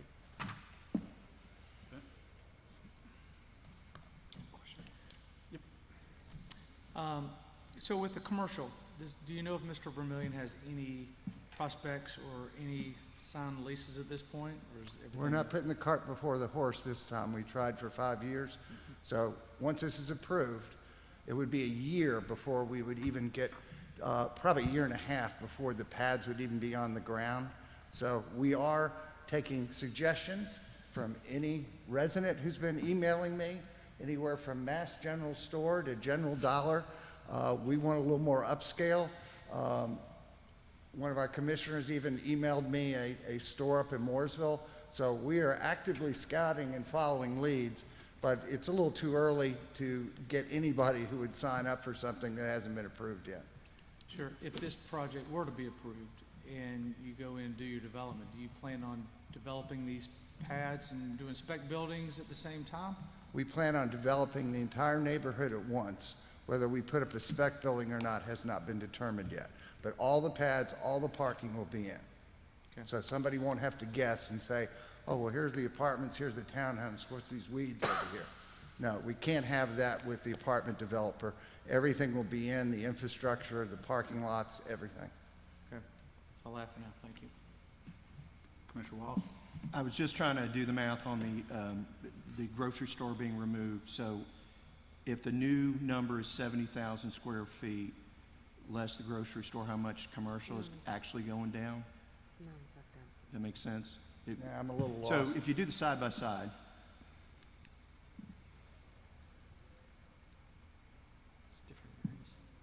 essentially what was in red was about 90 if we didn't get the large supermarket, which we just put that building in there. More typical would have been that red would have been 48,000 square feet. And by the time you add the smaller retail commercial buildings in red, it would be 90,000. So that was the more realistic number. 90,000 is the small red buildings? And the grocery store if it was 48,000 square feet. In other words, we didn't want to come back if we were extremely successful. So we asked for everything we threw in the kitchen sink. Right. And then we came up empty. So, but more realistic would have been that grocery store at about 2/3 its size at about 48,000 square feet, and the other buildings would have been the same size and that would have been around 90,000 square feet. So in a sense, the commercial's gone up a little bit if you take out the grocery store. Oh, absolutely, Okay. absolutely. Any other questions of Commissioner Munger? Yeah. How long have you been working on trying to develop this particular area? It's between 4 and 5 years. Oh, originally, probably 17, 18 years. I was selected by another town board to do the development, and then a subsequent town board didn't like the mixed-use new urbanist plan. I'd have to go back and read the newspaper articles. Maybe Lee is here. And then, of course, the mill burned, and that kind of, we were going to rehab the mill. That was going to be space for a new town hall, police station. I mean, pie in the sky. It was a huge building, and we need to fill it up. So it's probably getting now 18 or 19 years. Okay. And if you can you provide us with a specific example of a mixed-use development that's been developed by Steve Vermillion in the recent past? Birkdale Village. Okay. And So I have a 13 book years this past? thick. Yeah, he was the lead developer in Birkdale Village, which Okay. is de facto Anything more your. recent than that? Steve's not available, he's in Wilmington, but I'll be happy to get you a list of his projects. He's done 35 Harris Teeter shopping centers in the southeast alone. And some of those have been within the last 5 to 10 years? Oh, absolutely, I'd absolutely. be curious to see Yeah, that. but I will get you information from Steve. Okay. I have a question. The light at Cinnabar. Right. That was a real big issue. If approved, would you put the light in? That is not my decision. NCDOT has not weighed in on this. If you remember, it also was a big issue for the neighbors who are going to have their road blown up and the entry monuments taken out. So we're going to do what NCDOT and the town requires. At this point, we have not, as usual, we've heard from the town, we've had comments back, our TIA accepted, but we don't have a final ruling from NCDOT. But there are other options for pedestrian crossings if a stoplight is not warranted. So we're open to seeing what NCDOT says and coming up with a pedestrian solution if the stoplight is not warranted for traffic. Well, my question is, if they don't require it but allow it, I'm not aware they do that. well, they were willing to do it on another, over. That would be news to me. We don't plan to voluntarily put in a traffic light that NCDOT doesn't require, simply because, you know, they are our gatekeeper. And I've never, But if you want people to safely cross from Vermillion with if Metro line across- NCDOT says you can put in that light, if they could allow me to put in the light without destroying the entrance and uprooting the road and trees in front of existing Vermillion, now that would be a good choice. That would be very interesting to me, because they don't need the storage for a shopping center. So that would, I would be open to, because that would mean that they're looking for other solutions besides blowing up a neighborhood. And there's no reason to blow up the neighborhood if the traffic counts aren't such that, you know, there's a shopping center across the street of the size that we have. So I'd be very interested in that. Maybe you could sit in with me on NCDOT. Commissioner Boone? Thank you. Mr. Bowman, I've been looking at this property since I've been on the board. And 2017, the left side of my screen, that proposal answered a lot of questions for the town. It took the property that the town had on their books for 25 years. We sold it to a developer, and it answered the community wanting a grocery store. It solved a lot of the traffic issues on Gilead Road. The neighbors wanted it, the town voted to approve it, and then the grocery store fell through. And we've seen at least two different proposals until where we're at now. And to go from 165 to 70,000 square feet that might contain a small grocery store, you've already said that you're scouting for leads, and non-residential can mean office spaces, and you said it, and the two-story building is probably some type of retail with office of doctors or tax accountants or something like that. I don't think that that's what the people that live on this side of town, on that side of town, are looking. They're looking for more retail and less apartments. Thank you. And the sad news is, you know, Steve felt that Harris Teeter had some serious interest. But we have 5 grocery stores once Lowe's opens up within a mile and a half of the property. And that was my dream too, was to get the grocery store over here. But as Lee Sullivan wrote in the paper, the market decided. None of the grocery stores wanted to come, and that was before COVID. So the fact that we all want something, and I wanted it for my Vermillion neighbors, for the people in Centennial, for everybody on this side of town, wanting it didn't make it happen. It's a financial decision by huge corporations, and they basically have said no is the answer. So we're trying to come up with the second best solution to solve some of those issues. And that's what I think we have this time. We obviously didn't meet your requirements in January, but by moving up from 22,000 to 70,000, putting that goal in front of us, it's going to be a challenge, but we think that's the best solution on this side of town. Again, the traffic counts at Rosedale are in the low 30,000 cars a day, and the traffic counts up at Burkdale are 30,000 a day. And where the new Publix is going in on 73, which is 5 miles away, remember Steve's rule, they have to be 5 miles away from a current store, that traffic count is in the low 23,000 a day. And we are only at 8,900. So that is your market. That is why they're saying they're not coming. They'd rather be near the interstate or on a heavily traveled road. Well, I'm not going to debate the issue with you, but Aldi's has come into Huntersville. Publix, like you've mentioned, came out on Highway 73. And your argument of they want to be on the interstate, there's examples all over the state of North Carolina that shows big supermarkets away from the interstate. Well, this was, widely taken to every grocery store possible by Steve Vermillion. And I think his ability and his expertise in the industry is well known. And, 4 years, 5 years, $450,000 in engineering expenses, that was not just kind of a flippant effort. That was a full-blown effort by a really top professional in his field.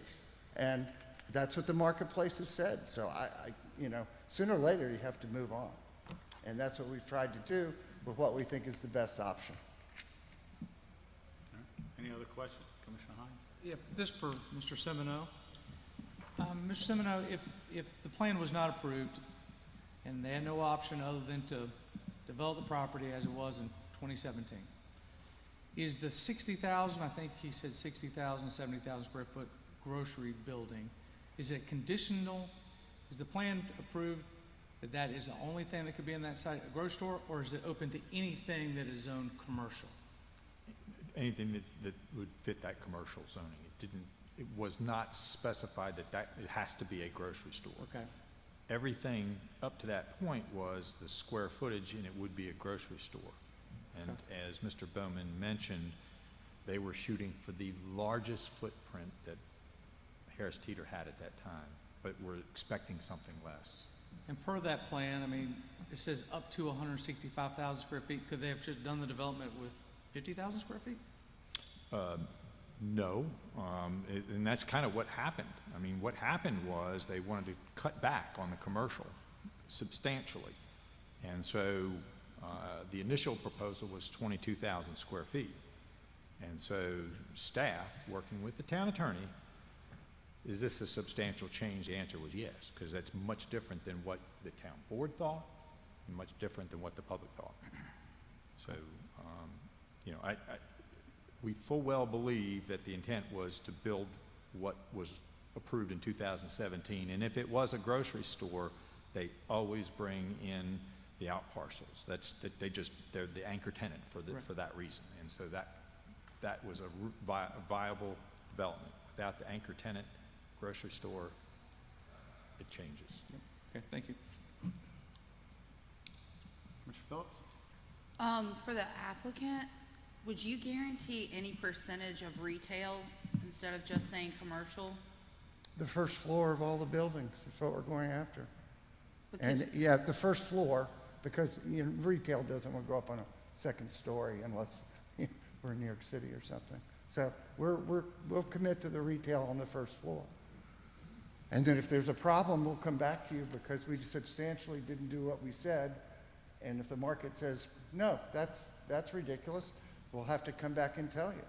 But that's what we're going after, is the first floor of all those buildings as retail.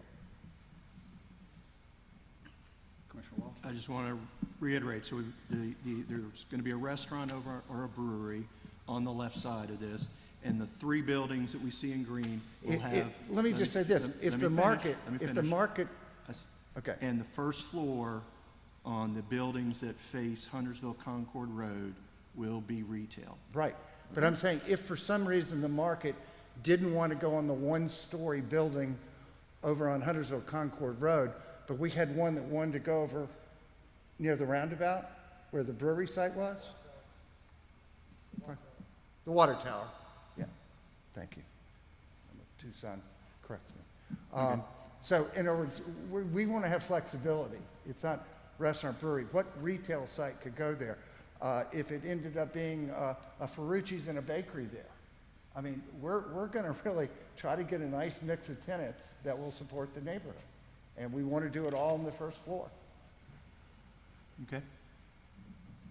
Any other comments? We have a few people signed up and some remotely. All right. I do want to acknowledge that we did receive a number of emails. Sarah Chambers, Kathy Jones, Steve Tram, Amy Hallman, Anthony and Samantha Maglianico, Ann Dispensis, Rachel LaFawn, Lynn Betancourt, Kelly Harrison, Christy and Zach Bortle, Kristen Hofield, Bradley Brand, Katie Faraci, Lindsay and Eric Crone. So I'll ask our town clerk to put those in the minutes. And then again, you have 24 hours after the close of this hearing to send any emails in. Our first speaker tonight will be somebody we've missed for a long time, Miss B.J. Caldwell. And after that, Amy Hallman. You do have 3 minutes. Is Ms. Caldwell still here? Okay. I have copies. Good evening. Please state your name and address, and you might be out of practice. You have 3 minutes. Good evening, everyone. Nice to be back, and I hope COVID has been kind to you. I lost a lot of family and friends, but anyway, life goes on. BJ Betty Caldwell, 14521 New Haven Drive, Huntersville, North Carolina. Generation 2021 did not start the injustice of unfair treatment to descendants of the enslaved African in America, but can be the one to set in motion changes to correct it by listening to our story and hearing our pain. Black citizens in Pottstown and in East Huntersville communities suffer from internalized oppression. Because of our race, we were relegated to the section of land where we were, by laws and action of the government, set into a pattern that could displace us and our culture and destroy our homes, and it never seems to end. After the Civil War and Reconstruction, there are 4 communities original to the area. Pottstown, designated in 1909, and homes that grew out of it on Church Street, Central Avenue, and Delwood Drive. Land owned by Scrooby Gibson sold parcels to blacks in the area called Gibson Park. And in the 1950s, east on Holbrook Road, New Haven Park was developed. In the 1990s, Huntersville Community Development Association, in conjunction with the Farmers Home Administration, built homes in Whispering Pines. Homes in the Mill and in Old Huntersville are east of the railroad and are the most historic in Huntersville. Today, each area is surrounded by Vermillion or Valencia, and hear me clearly, the areas have gentrified. In the new millennium, developers and investors have been on a fast track to be famous and multimillionaires, by offering to purchase homes in the area I call the last frontier. Come in and you can see the trees. When residents are offended and seek help from the government in order to remain in our homes, they are looked down upon because of having owned the property for many years and were not able to improve it. Many play the devil's advocate and ask why we didn't want some developers, investors to make their own fortune. I have been told you can make some money too. The money given, $30,000, $40,000, $50,000, will not buy a home any place in the county. Too bad for you, but you helped make another millionaire. Well, I'm here tonight to pass on the good news to some and the bad news to others. For those who call Huntersville, East Huntersville home for over the last 120 years, it is good news to hear for people who have become developers and want to buy out our land. The communities have gentrified, meaning 4 churches whose members have gathered there for over a century are now under the gun, or shall I say, the shopping block of developers and investors. So I end by saying, feather in the caps of developers and investors whose dreams have come true, and dirt in the faces of us whose dreams of holding on to our land and culture bit the dust.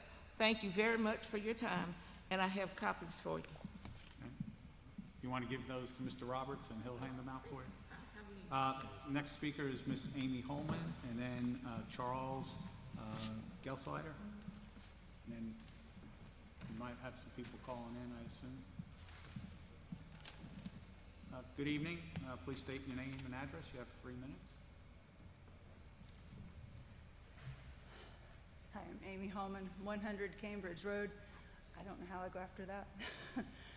For the last 9 months, as a very vocal and engaged citizen, I have heard from each of you stress the importance of buttoning down every detail, from the TIA to the planning board red lines to the specific number of apartments and concrete number of trees to save to the sidewalks to pour. We are right to be concerned that we cannot get a commitment for either a grocery store anchor or any specific types of retail for Vermillion Village. We are right to be concerned when we hear the term potential office space when thrown around. I believe in the number of rooftops we've committed to add already in our downtowns. We need to make sure that the retail is indeed coming and has a place to go. If we continue to approve more residential, particularly in lieu of retail, we are lessening the actual acreage on which to put said retail. With Vermillion Village, Vermillion Front, odds and end rentals being built around it, and North State, we will have at least 260 new homes of apartments and townhomes within a half mile, all within our downtown only, before anyone starts on the current town hall corner lot. And since the residential developers bought that adjacent lot too, we can only guess. I've seen a commissioner response say the current plan is actually smaller than the original plan. Like that's a plus. But the number of townhouses has increased because the retail has decreased so significantly. The overall footprint isn't our point at this time. With the original plan was presented, the anchor was appealing to masses. And like that 2-acre parcel we're all familiar with, residents were capable of swallowing the parts of the original project that they didn't like in order to progress the downtown and get the parts they do want. But we're here again because the carrot's gone, yanked out from in front of us, pulling that 65,000 square feet of commercial space that we were looking forward to certainly make the project smaller. But residents are tired of being told one thing and then learning later that the plan's been switched. This cannot and should not be the acceptable pattern. 20 years Anchor Mill property has sat undeveloped. The last 10 years, though, seems to be an exercise in wearing you and us down. The town invested significantly with our tax dollars to grow the downtown, to assist this very aspect of downtown development. Was that done for the apartments and townhouses and a sprig of potential office space? Also, I believe it's important to consider the residents who currently live there. If you approve this vote at a later date, you're telling these longtime residents they can't stay there unless they want to sell their homes to the developer because they're not even on the plan. But don't worry, they can buy back into their own neighborhoods from the developer. I'm not even going to discuss the tax implications because, you know, voting to approve this at the later point signals you're worn down and too tired to help us in our town. Please don't be that vote. Please help us out. Thanks. Thank you. Next speaker, Charles Gelsenleiter, and then Miss Kathy Jones may be calling in.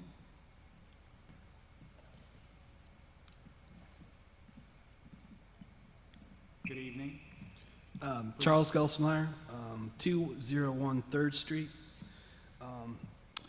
I've discussed before in the past about my issues with the traffic, because I live right there on 3rd Street, which abuts this future project if it happens. The traffic that if you have a proposed Walter Street connection throughout there, the traffic will be coming for these residents in these apartments. They'll be wanting to come off of Huntersville Concord Road and take a left right there up to Walters instead of driving all the way down to the main entrance and turning left on there. To put this increased Walter Street connection, you would have to take the longtime residents that live there, you would have to buy out right away to expand these roads, and thus then we'll have an issue of people just driving, zipping right through there, and then we'll have another discussion up here talking about, do we need speed humps again? So basically, you know, even I was like yesterday, the Hello Huntersville Festival, which I walked up there later and visited that, which was nice, but noticed the traffic was backed up, parked all the way to 3rd Street. You got all these people that come here that want to go to these festivals, and there's no place for these people to park. And you add parking all up along Church Street, and then you got about 400, 300, 400 people that live in this apartment complex that where, the traffic's going to be even worse. So really the town needs to have something about parking, a real issue about downtown parking. There needs to be spaces for that. But also you're just adding a lot more headache to the residents that live there now. And all we're getting is, well, maybe there's going to be retail, maybe there's going to be a grocery store. We had to approve, RFP way back in 2015 to sell this property on the basis of what, this big plan. And we're getting this. And I was for the, I liked, there was going to be a grocery store in that approved plan, but we're not getting that, and I can't get any guarantees on what the retail is, so it's kind of you're going to get apartments. That we know that. No retail, we don't know yet. So thanks. All right, thank you. Is Ms. Jones on the line? Excuse me? Hello? Yes, Ms. Jones? Good evening. Yes, good evening. You have 3 minutes. Please state your name and address. Kathy Jones, 104 Walter Street. We're here once again to talk about Vermillion Village. The town has owned this large piece of property for decades, waiting for the right opportunity to revitalize this area. Open Development Group came in and promised a vision that excited the town and its residents. He said, it's really neighborhood goods and services we're after. He told everyone in the 2017 meeting that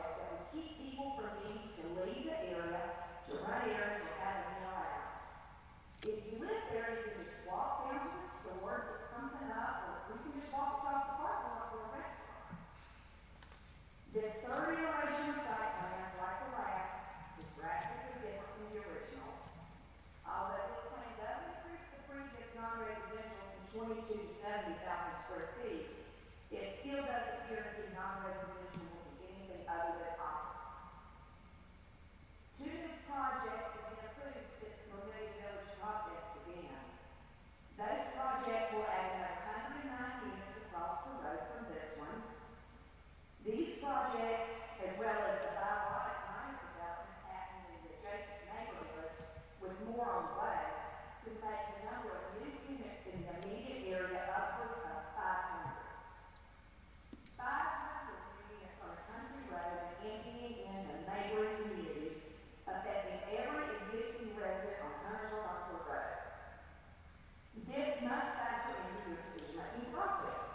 The developments that have are still being built along Huntersville Rockford Road also play a role in the traffic count. Imagine in 3 years, the Vermillion Village, Trott, Walden, and other minor developments are complete. And don't forget about real estate markets, just 3 blocks away, and the land beside Foster's Springs that will more than likely end up being apartments. The Main Street project will be hard pressed to help negate all of the congestion, and it'll just be a nightmare. In closing, I'm requesting the board reject this revised plan unless the developer can make a commitment that a large part of the non-residential will be retail and a small market of some sort included. Again, I'm not trying to stop development. Citizens want development that takes into account their wants and their needs, and what best fits everyone in the community. Let's cut to the chase and get the show on the road. We're tired of waiting.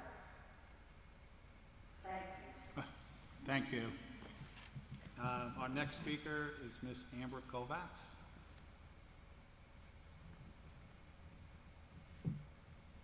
Is she on the line still? You just need to unmute.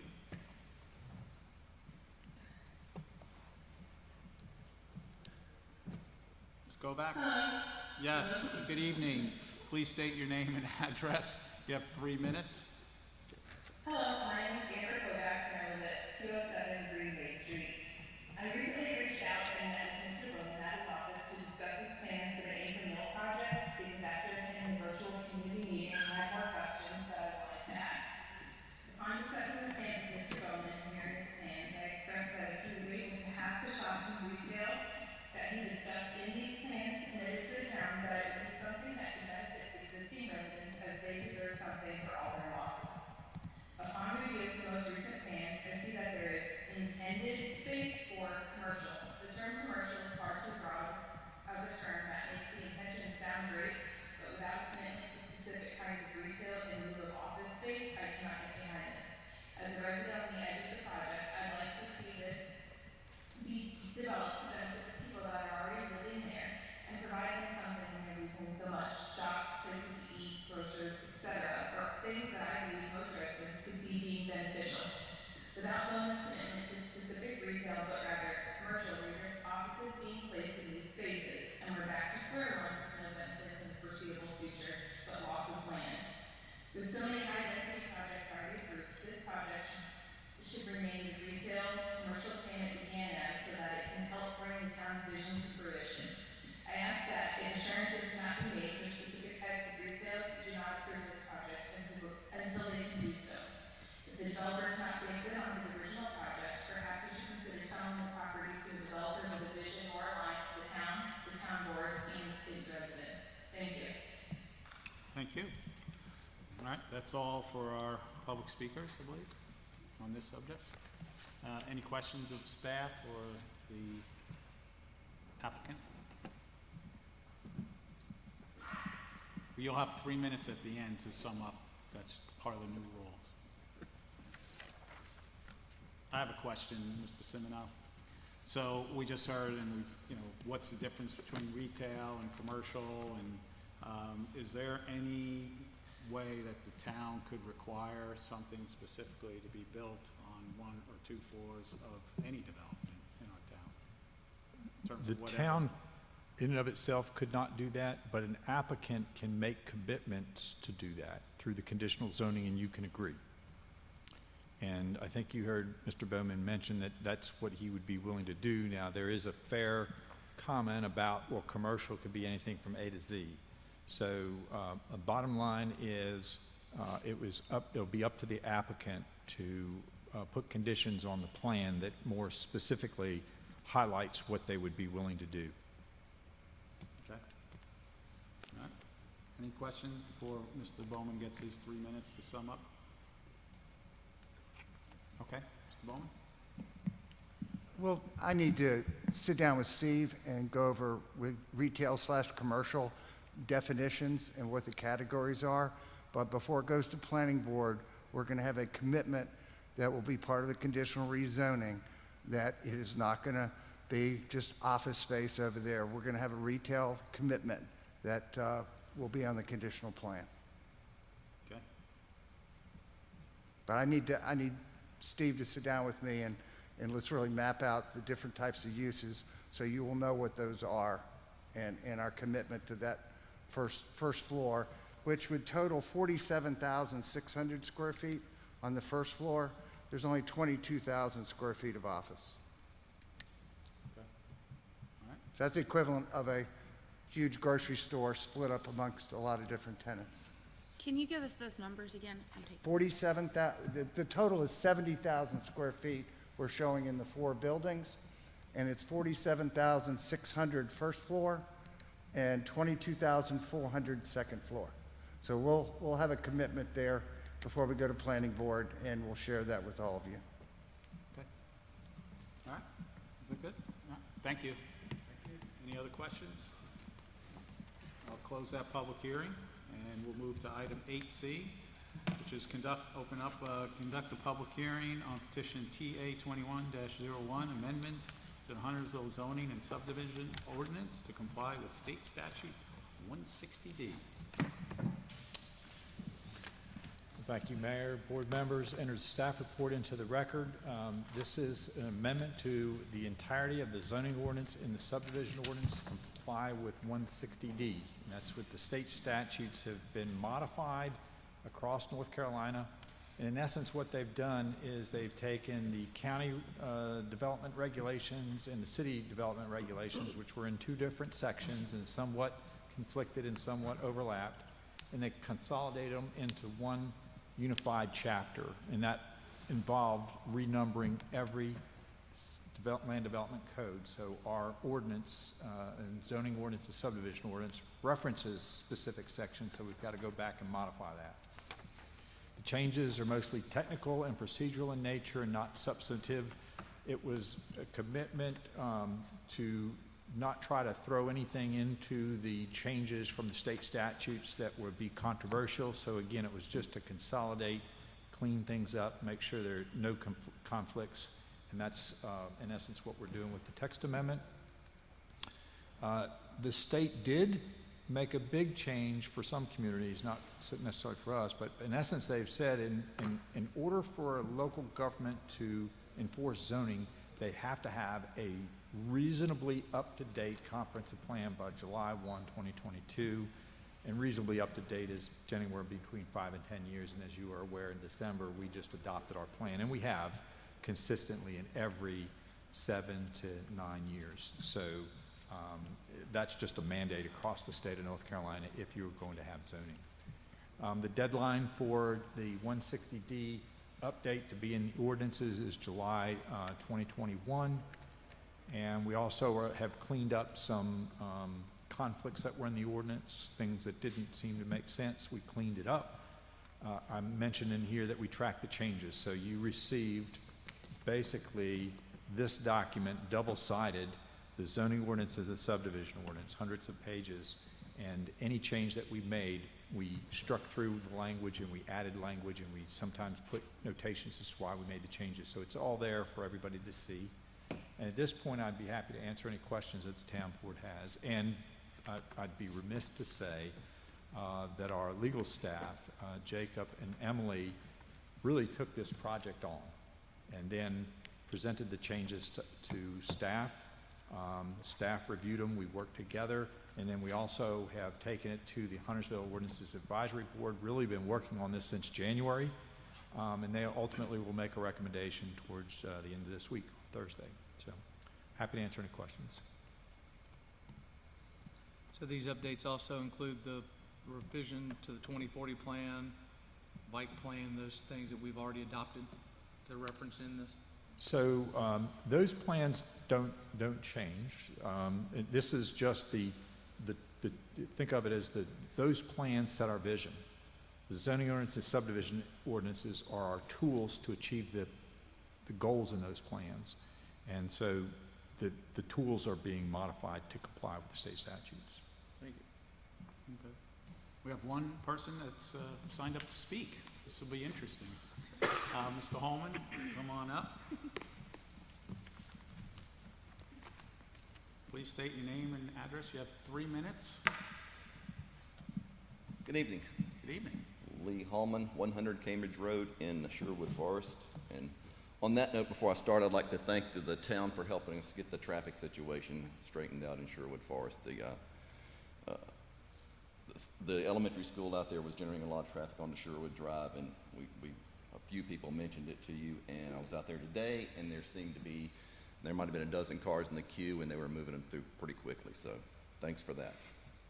So I won't cede your 3 minutes, but since we're all family here, we got them from 3 to 12, so that's a lot. No, it worked. It worked. Now, I mentioned that to one of the teachers that was out there running the line, so I appreciate that. So, let me start my 3 minutes now. I just got one more revision. I know this isn't the topic, but it's not on topic, but I think we're in the edit mode of that document anyway. So, and I'm speaking today to make a plea to remove references to the rail transit station in downtown.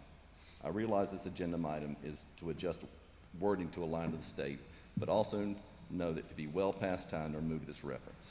I've spoken to most of you on this topic, as well as Anthony and Jack, and all agree, some reluctantly, there is no rail transit coming to downtown. By leaving the high-density exception for zoning districts within a quarter mile of the non-existent rail station, we are not energizing our downtown. We are inviting developers to come maximize profits by building apartments at the expense of the public. There are 13 places in the zoning ordinance that waives density restrictions based on rail transit. They need to be removed. If high density is your goal for the downtown, then let's put it to a vote. Better yet, refer to the 2040 Community Plan Survey, where livability was the last thing those surveys wanted in downtown. Developers will do what the ordinances allow, train or no train. This exposure saw 134 apartments approved on the southwest corner of downtown, and now another 292 apartments proposed in the northeast quadrant. If this remains, we will likely see the southeast corner go the same way. Promise mixed use, build apartments to maximize profits. With no room left in a quarter-mile radius of downtown, anything that comes in will only be apartments. Please send this text amendment back to the planning board. I know there is support for this revision there. Thank you. Thank you. All right, any other questions of staff? All right. We'll close that public hearing. Thank you. We'll get to other business. Does anybody need a break, or you want to just keep moving along? Okay, well, Mr. Roberts, your recommended budget? Well, we got an hour and 10 to go through this, so hopefully we'll get it done by now. You said 10? Promise you I won't talk that long, hopefully 10 minutes. I think Patty's passing out manager's recommended budget books. It's maybe 175 pages or so.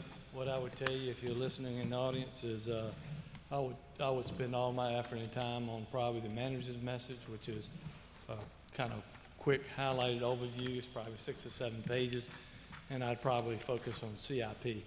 Look at that, 'cause that kind of tells you major projects that are going on in town. If you're bored and you want to go read the other 160, 70 pages, that probably puts you to sleep, but that's where I'd spend all my effort and time. I'm going to hit the highlights. I'm not going to read, like the bottom line and say it's 92,563,579. All of this that you see in front of you, we'll post, and then we'll have the budget books online. So I'm probably going to round these numbers to make it a little bit easier. So what you have before you is this budget, the manager's recommended budget will obviously be balanced, and It will meet the board's adopted financial policies. The total annual fund is roughly $92.5 million. What makes up that is the general fund, which is roughly $57 million. You can see there's an increase from 2021. This is capital driven and also personnel driven. From the enterprise funds, there's two enterprise funds. That is the electric fund and HFFA, and you'll see more details on both of those. The enterprise fund being the electric is $29 million, and the reason for that percentage increase you'll see later on is you're looking at a substation, very heavily capital intensive, and some real reliability issues. HFFA, about $3.6 million. Reason that's down, COVID, memberships, et cetera. And then various special revenue funds that make up the rest of that to give you that $92.5 million. As far as property values, for the first time ever, over $10 billion worth of assessed value. So $10.6 billion of assessed value.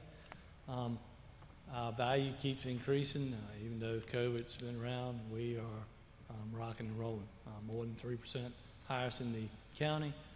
As far as the property tax collection, that represents our largest general fund revenue. Tax rate staying at 24%, which it has been the last several years. And what does one penny typically generate? Roughly $1 million. It's 992,000 or something like that, but roughly 1 million.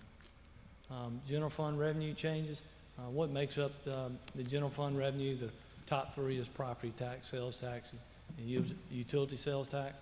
So if there's a big hit or there's something wrong with those, that has a major impact on our budget. We talked about solid waste fees earlier. That's going up. We proposed to increase that by $25 to $109 annually. And as we talked earlier, that's about 51% of that. Stormwater fee, we've talked about at our previous board meeting. I can't remember the exact date, but increases to the stormwater fees, and those changes range from 9 cents to roughly $4 per month. And that's across the whole gamut from residential, commercial. This is all based on the impervious surface that you have. You'll see residential broke down in various categories based on the impervious surface. But we have a lot of stormwater projects that we're working on. Those are typically not the $5 and $10 projects. Those are multi-million-dollar projects that we have in the pipeline now. There's no change to the $20 vehicle fee. I recommend keeping that the same. Back on March 15th, 2021, the board moved forward with 7 non-sworn positions that were added. The other positions that are in this budget that are proposed is a public information officer, 2 planners, a planner 1 and a planner 2, a plan review and engineering, and those, the 2 planners and the plan reviewer are all related to the growth that we had and trying to get projects at the door sooner. Looking to convert 2 part-time positions to full-time, admin assistants, which is the front desk person at Town Hall, and also a parks maintenance position, and then also add 4 public works positions, trying to get our sidewalk rocking and rolling. The sidewalks from an ADA standard, we've got a lot of ADA compliance issues that we have to work on, and then also adding new sidewalk. And these are looked at those in a half year. As far as personnel, what's in the budget from the manager's recommended budget from a pay proposal is funding a COLA at 1%, average 2.5% merit pool. What are the other area agencies around us? You saw that sheet in one of our workshops of what are the other area agencies around us doing is roughly 3.5% average. We're doing something a little bit different for the police, as you can imagine, and as you read in the news what's going on the police frontage. Less people want to be police officers, obviously, for various issues, family-related issues that people just don't want to be police officers anymore. The pool's a lot less to draw from.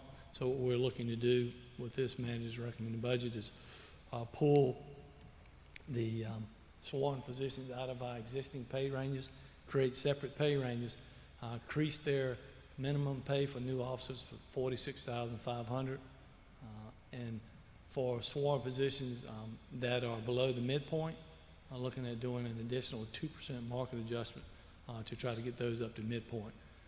As the mayor's probably very aware, because he sits on some of these boards in Raleigh, retirement percentage increase adds just for that 1.25% increase that is occurring as a $200,000 impact to our budget. Excuse me.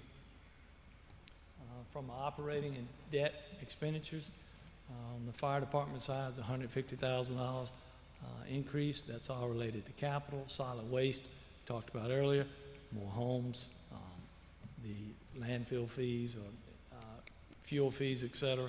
We anticipate that would be an extra $337,000. Power bill spending from sidewalk for the ADA compliance and new sidewalks, increase of $890,000. You're going to start to see the town really push forward on sidewalk connectivities throughout. Planning department downtown study and mobility study.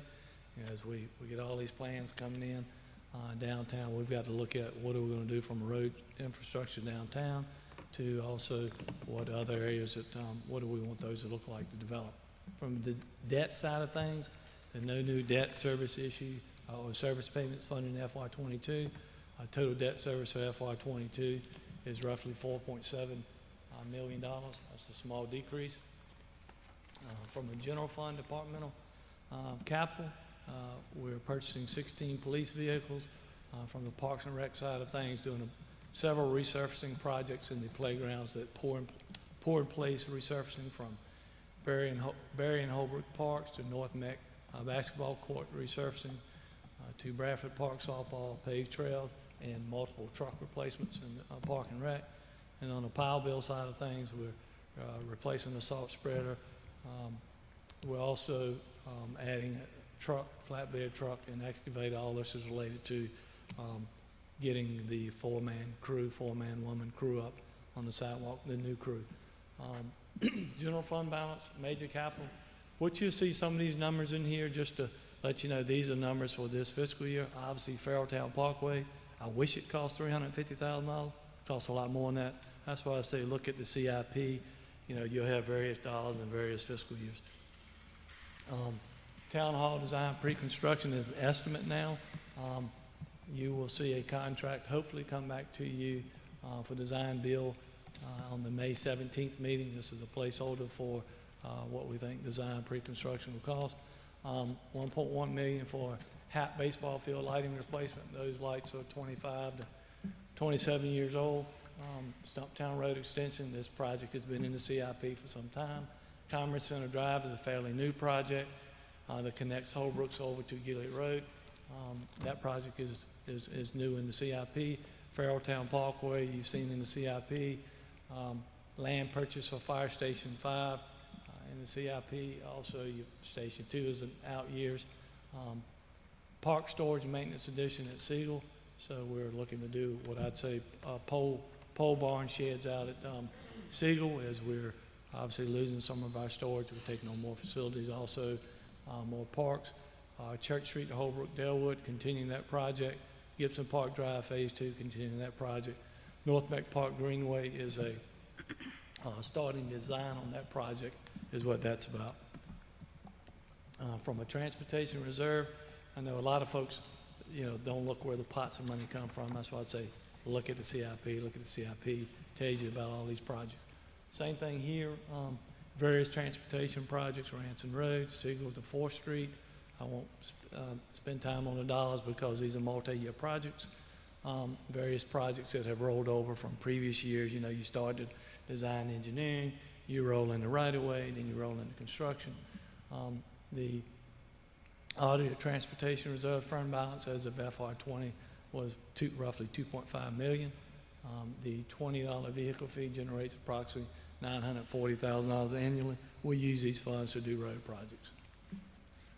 Other funds, I'll hit just the highlights of those. Tourism fund revenues obviously have not recovered due to COVID and post-pandemic.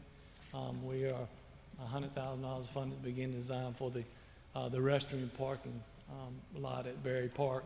If you recall, we talked about either looking to expand the existing bathroom or look at building one up top. This is just starting that design phase. Also adding some parking up top. Commerce Station, on that fund, basically we're using those funds to pay the towns, various 3 towns, EDC contribution. Power bill revenues have declined. We're looking to fund additional sidewalk programs, either through the ADA, which we need to do a lot of fixes, and or new sidewalks. Land development we talked about earlier. There's an increase of 9 of the 65 fees there, and as you saw also that we're adding staffing, workload, cross-training, and succession planning, trying to get stuff out the door soon. Electric fund, talked earlier about the electric fund, heavily increased there, is all related to capital. As you can see down below, we're looking at substation, vehicles, and system expansion, all these new homes and development, et cetera. We have to continue to expand that system. We are doing a rate increase based on the actual study, the cost of serve study, and you can see those rate increases in the second bullet point. At residential at 5.75, lighting is more street lights at 20% increase, and medium industrial and large industrial increases. The only decrease is small commercial. And you can see we're using fund balance there in the tune of roughly $3.5 million. HFFA, talked a little bit about that earlier. Obviously, there's been some decreases there, but they're doing a heck of a job keeping that facility open through COVID, and basically actually breaking even, but then generating in the last few months. So from HFA standpoint, the membership revenue is budgeted to decline. Overall budget expected to increase by about 3%. The annual budget is roughly $3.6 million, and there's capital with COVID obviously has come down some because you not generating as much revenue, so capital is down to about $50,000. There's a couple things looking to replace there. No use of tourism funds, and then also they're covering a small amount of debt service. The ARPA funds, you're going to hear a lot about that. You've probably seen a lot about that on the news, in the newspaper, et cetera. We anticipate maybe in the next week or two that we'll know what our first sort of, I'll say just check will be. They're talking about as much as $17 million over 2 different time periods. So the first one could be roughly $8.5 million that we anticipate. There's still guidelines to come out on that. There will definitely be some budget amendments and meetings that the board and staff will have to have on how do we use those funds, what can they be used for, and we'll have to recognize that revenue, and I'm telling you there will be additional budget amendments associated with that. And then the steps moving forward, we'll look to coordinate a calendar for budget workshops if needed, and submit your questions, try to answer those. Budget document, as I said, 175 or so pages. Spend your time on the manager's message in the CIP. This will be posted Wednesday, May 5th. Budget public hearing, May 17th. Hopefully adopt the budget June 7th. That's my hour and 10 minutes. You sounded very excited about it, I can tell you that. Well, I mean, all these people stayed. I wasn't listening. Could you repeat that, please? Any questions? No, the only thing I would like to say is that, Go closer to the mic. can you hear me? All I want to say is thank you. I know a lot of work went into this. I look forward to reviewing it and looking through it, but I would like to thank all of the staff who worked for hours and hours and hours on making this happen. So thank you. And I will say, the Brain Trust, Jackie and Patty, all the department heads helped make this a reality. Commissioner Munger? Much the same sentiment. I appreciate all the hard work you guys put in on this. Very comprehensive. Look forward to digging into it. I almost anticipate the ARPA funds are going to be a completely separate discussion just because of the timing of everything. So I look forward to hearing a lot more about that. That's it. Okay, a couple quick questions. The PIO, is that still the thought process only for the town, not for combo? Police and We've talked to the chief about it, but I know chief is would like to keep PIO and police, but with all the CIP projects we got going on, so to answer your question, PIO, more for town, the chief will continue to do their thing, but with all the projects we got coming out of the ground and new projects on the horizon, the spill, et cetera, there's a lot of things that we could do much better. And that's the reason when I first came here, I think we had a PIO position. We sort of changed that. Didn't quite work out the way we wanted it to. But now that things are finally coming, you're going to start to see dirt churn. We need to get out there in front of this and push out the information. So that's why you see from the manager's recommended budget that we move in this direction. HFFA, we had some debt roll off. That's why it's gone down 35,000. So doesn't that give us a little more flexibility with the management company? You know, we have to wait until there was something. I mean, we could talk about it later, but if I recall, There's, the way we structured there is still some bonded debt on that building. It is a very small percentage. If memory serves, in the last 2-3 years, the debt service payment on HFFA has been ballpark $250,000, and now it's down in the $35,000 annually range. So it's a very small percentage, and we have to be very careful about what percentage we might incent them. And so it's getting smaller, which is a good thing. right, good. And then in terms of American Recovery Act funding, are we going to have to set up a separate account? Or is that going to just we will get... definitely have to track it. So whether Here's my question. So you will, with the town at some point, will receive X amount of dollars. When we go to spend any one of those dollars, is that where we have to come back to for a budget amendment? Or is it going to be more like an enterprise fund where it just kind of flows and goes on its own, so to speak?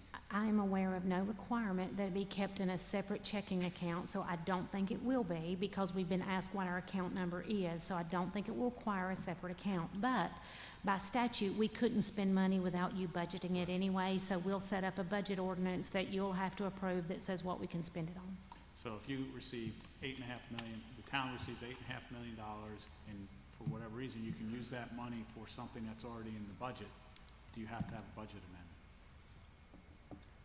If we decide to spend something out of ARPA in grant funds rather than the general fund, and you've already authorized it in the general fund, there's no legal requirement that you change the general fund budget, though perhaps you might want to, so we don't spend more than you intended.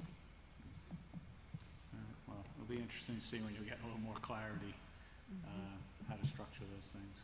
So, I mean, it could be just, it's not that it's cumbersome, but you're constantly amending your budget. It may not look that great to the general public, but it is what it is. So, okay. Commissioner Bloom? Mr. Roberts, what was the date of the question that's due back to you on the budget? I saw that last screen and just... We got all the way up to the date you adopted, so the sooner the better.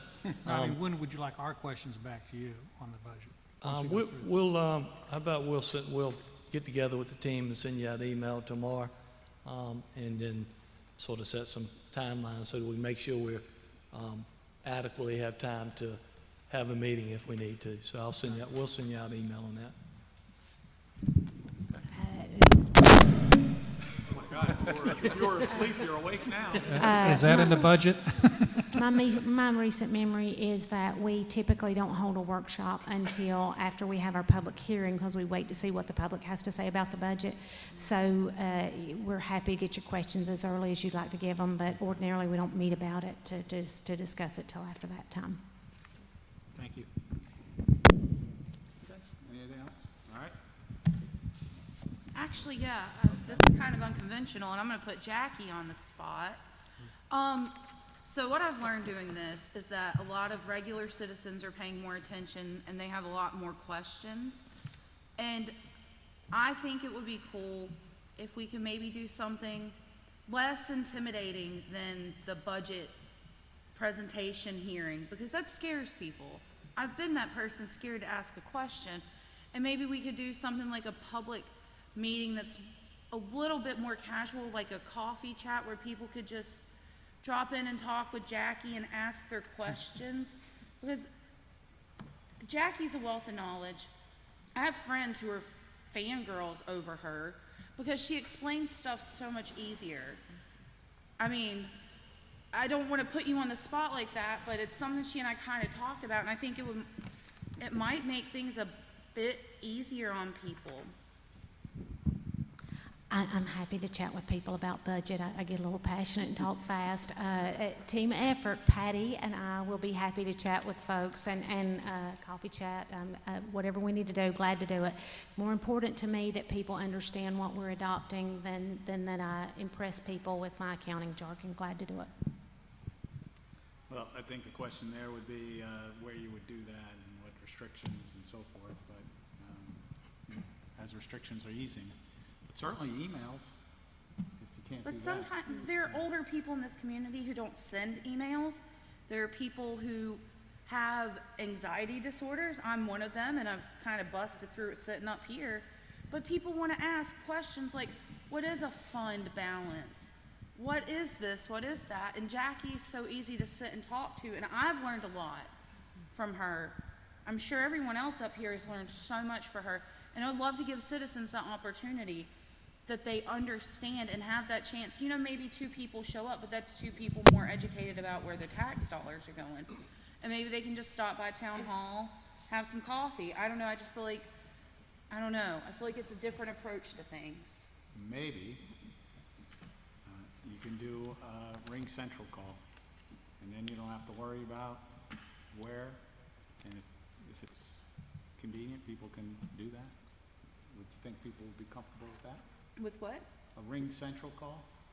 I mean, that's going, but it's just, I'm concerned about older people who may not, like, I've had lunch with somebody the other week who doesn't do any of that. They don't it's kind of hard to teach people how to do stuff like that so quick. I don't know. Just something to talk about, think about before we actually have a vote.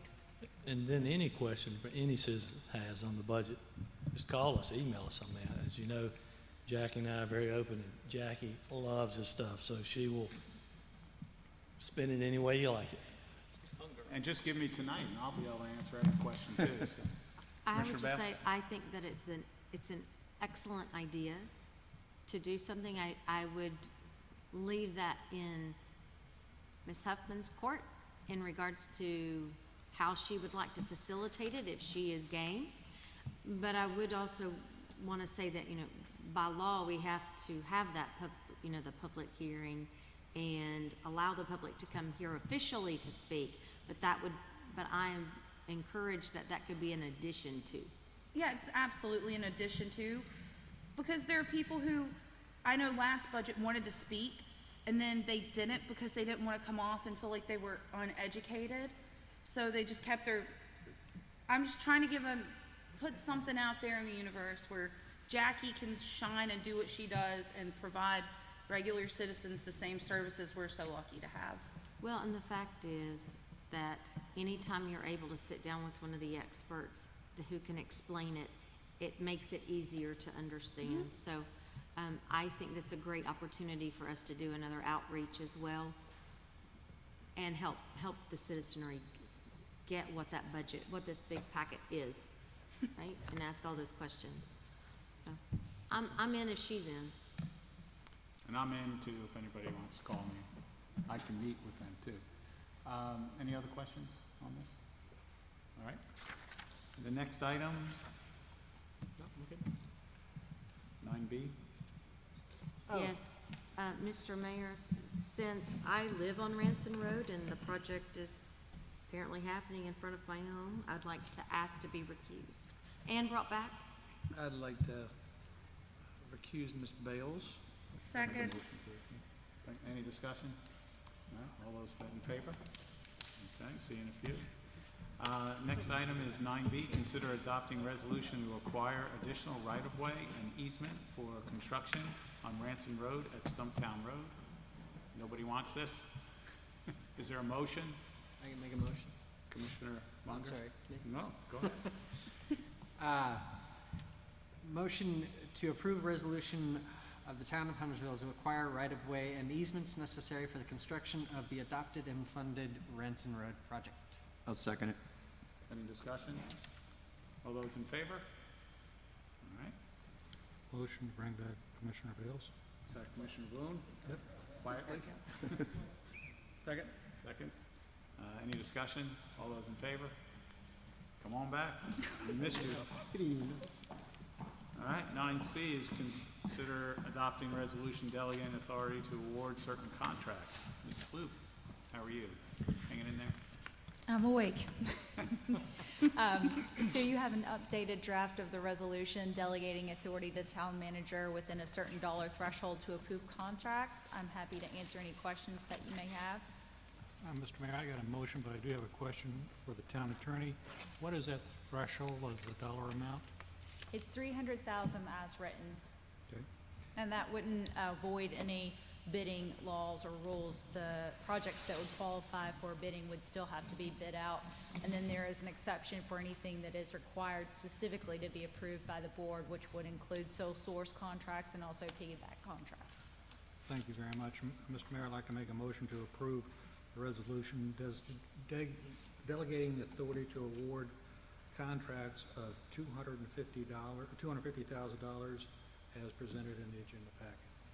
250,000? Yes, sir. Not 300? Nope. Okay. Is there a second to that? Okay, seeing no second, do I have a motion, another motion? Mr. Mayor, and I'll try the motion that the resolution delegating the authority to award certain contracts as presented. Is there a second? I'll second that. Okay, is there any discussion? Question. Commissioner Munger? Yeah,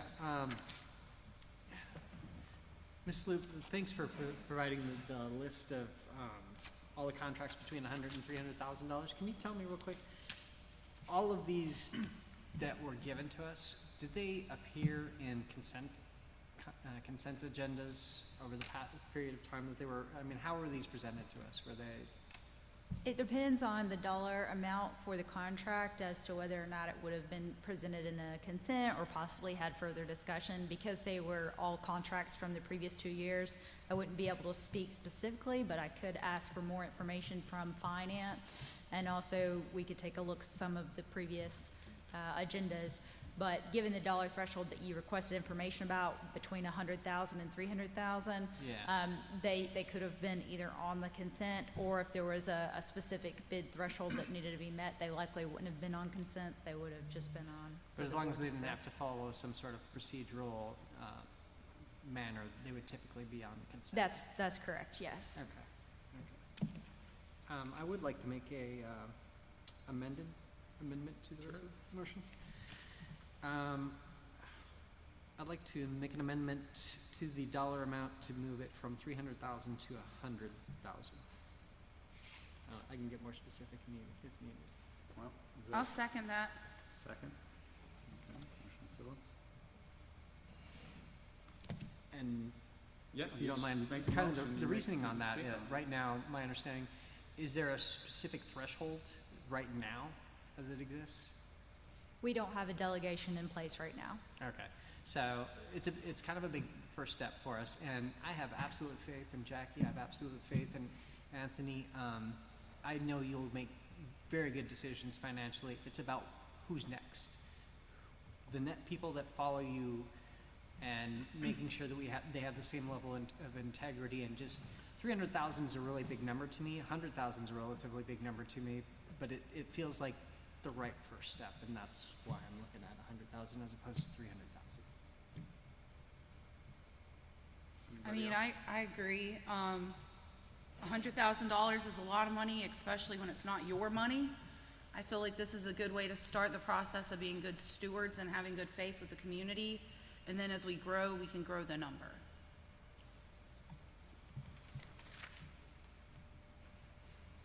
I'll just make one comment. I did a quick read-through of the spreadsheet that was sent, and it seemed to me most of those were already obligated, approved situations. So those things would have to come back and be voted on again. Most of them were budgeted items, so you would have addressed those with the budget. As to the change, I would have one question just for clarification. I know that the reason we added the summary section was primarily to address contracts that were in the 100 to 300,000 range. Would we still want the summary of contracts if we lower the threshold to 100,000? I'd be okay with You made not. the motion. Sorry. You made the motion. I would be okay with removing that requirement for the summary if the number was 100,000. Okay. Any discussion? So basically what you're voting on right now is pretty much the same language other than $100,000 limit and removing the requirement to send in the summary of contracts. Correct? All right. So every contract coming in higher than 100,000 has to come to the board for approval, even if it's not approved in the budget. No, not if it's approved in the budget. No, it would. Oh, it would. I'm That's what I saying, to said. address your question, that the way that it's currently written are for items that have already been budgeted for. So if it, based on the amended motion, even if it's already been budgeted for, if it's 100,000 or more, it would still have to come before the board. That was my point, and I went against my point. So, Is there a do you way, have is there a way? question? Well, I guess the question or my thought process is, can we exempt those that are already approved in the previous budget over that $100,000 threshold?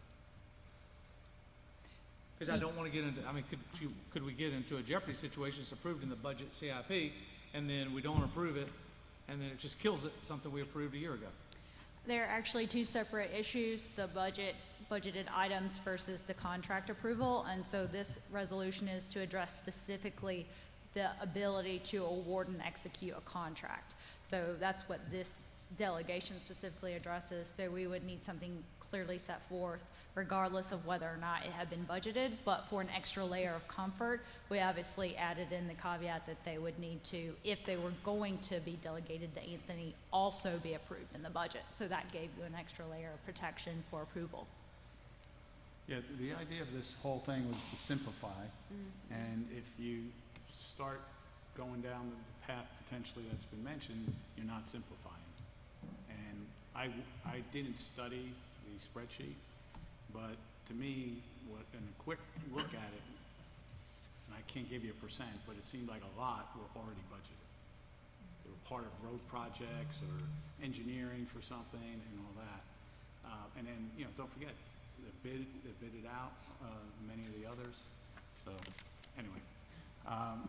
Commissioner Walsh? Yeah, Mr. Mayor, I will not support this. I think the $300,000 number we've discussed, I think it's a reasonable number.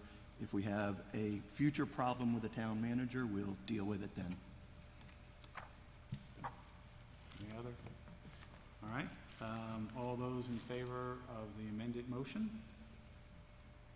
All those opposed? All right, so we go back to the original. Any additional comments or questions? All right. All those in favor of the original motion by Commissioner Boone? All those opposed? Just for clarification, the original motion was for 250,000. Oh, sorry. No, it wasn't. 300,000. As noted, as presented. Nobody, oh, okay, I understand. Nobody seconded that motion. The one that was approved, a motion by Commissioner Boone and seconded by Commissioner Walsh. All those in favor? All those opposed? Okay. Thanks for keeping us on that. Thank you. All right, final item on our agenda tonight is the 9D, consider approving Rosedale Nature Park, Dog Park rules and regulations. Mr. Mayor, I'm going to make a motion that we defer this till our next meeting on May 17th. Second. Okay, any discussion? Mr. Jaycox has been here for 2.5 hours waiting. I know he has. I know he has. I apologize. I think this particular item, I don't think that we've had an opportunity to really vet through it, and I think give us 2 weeks and let us circle back. That's fine. I'm gonna second the motion if you, Well, if you're not. it's been seconded. Oh, who's second? I didn't hear that. Commissioner Phillips. Okay, thank you. Any, do you have a Sorry, comment? Michael. That's No. all right. Sorry, man. All right, so the May 17th? Yes. All those in favor of deferring? Any opposed? No? Sorry. All right. Motion on the consent agenda? Motion to adopt the consent agenda. Second. Any discussion on that? All those in favor? All right. Any closing comments? Yes, if you were in attendance at the meeting in public, in person, you left your purse here, you know who you are. You'll have to, I guess, connect with the town or the rec center, but I'm looking at it right now and it's driving me crazy. Yeah, that's where Miss Caldwell sat. Okay, Well, we'll get somebody to take care of that. okay. Yeah, for sure. Okay. Any Well, other let's- closing comments? Let's make sure we have somebody, let's Yeah. designate somebody. Town manager. Okay. I was looking for the police chief, but he's already gone. He bailed early. Mr. Mayor, I'd like to make a motion that we adjourn. Second. Any discussion? All those in favor? All right, thank you. See you all on the 17th.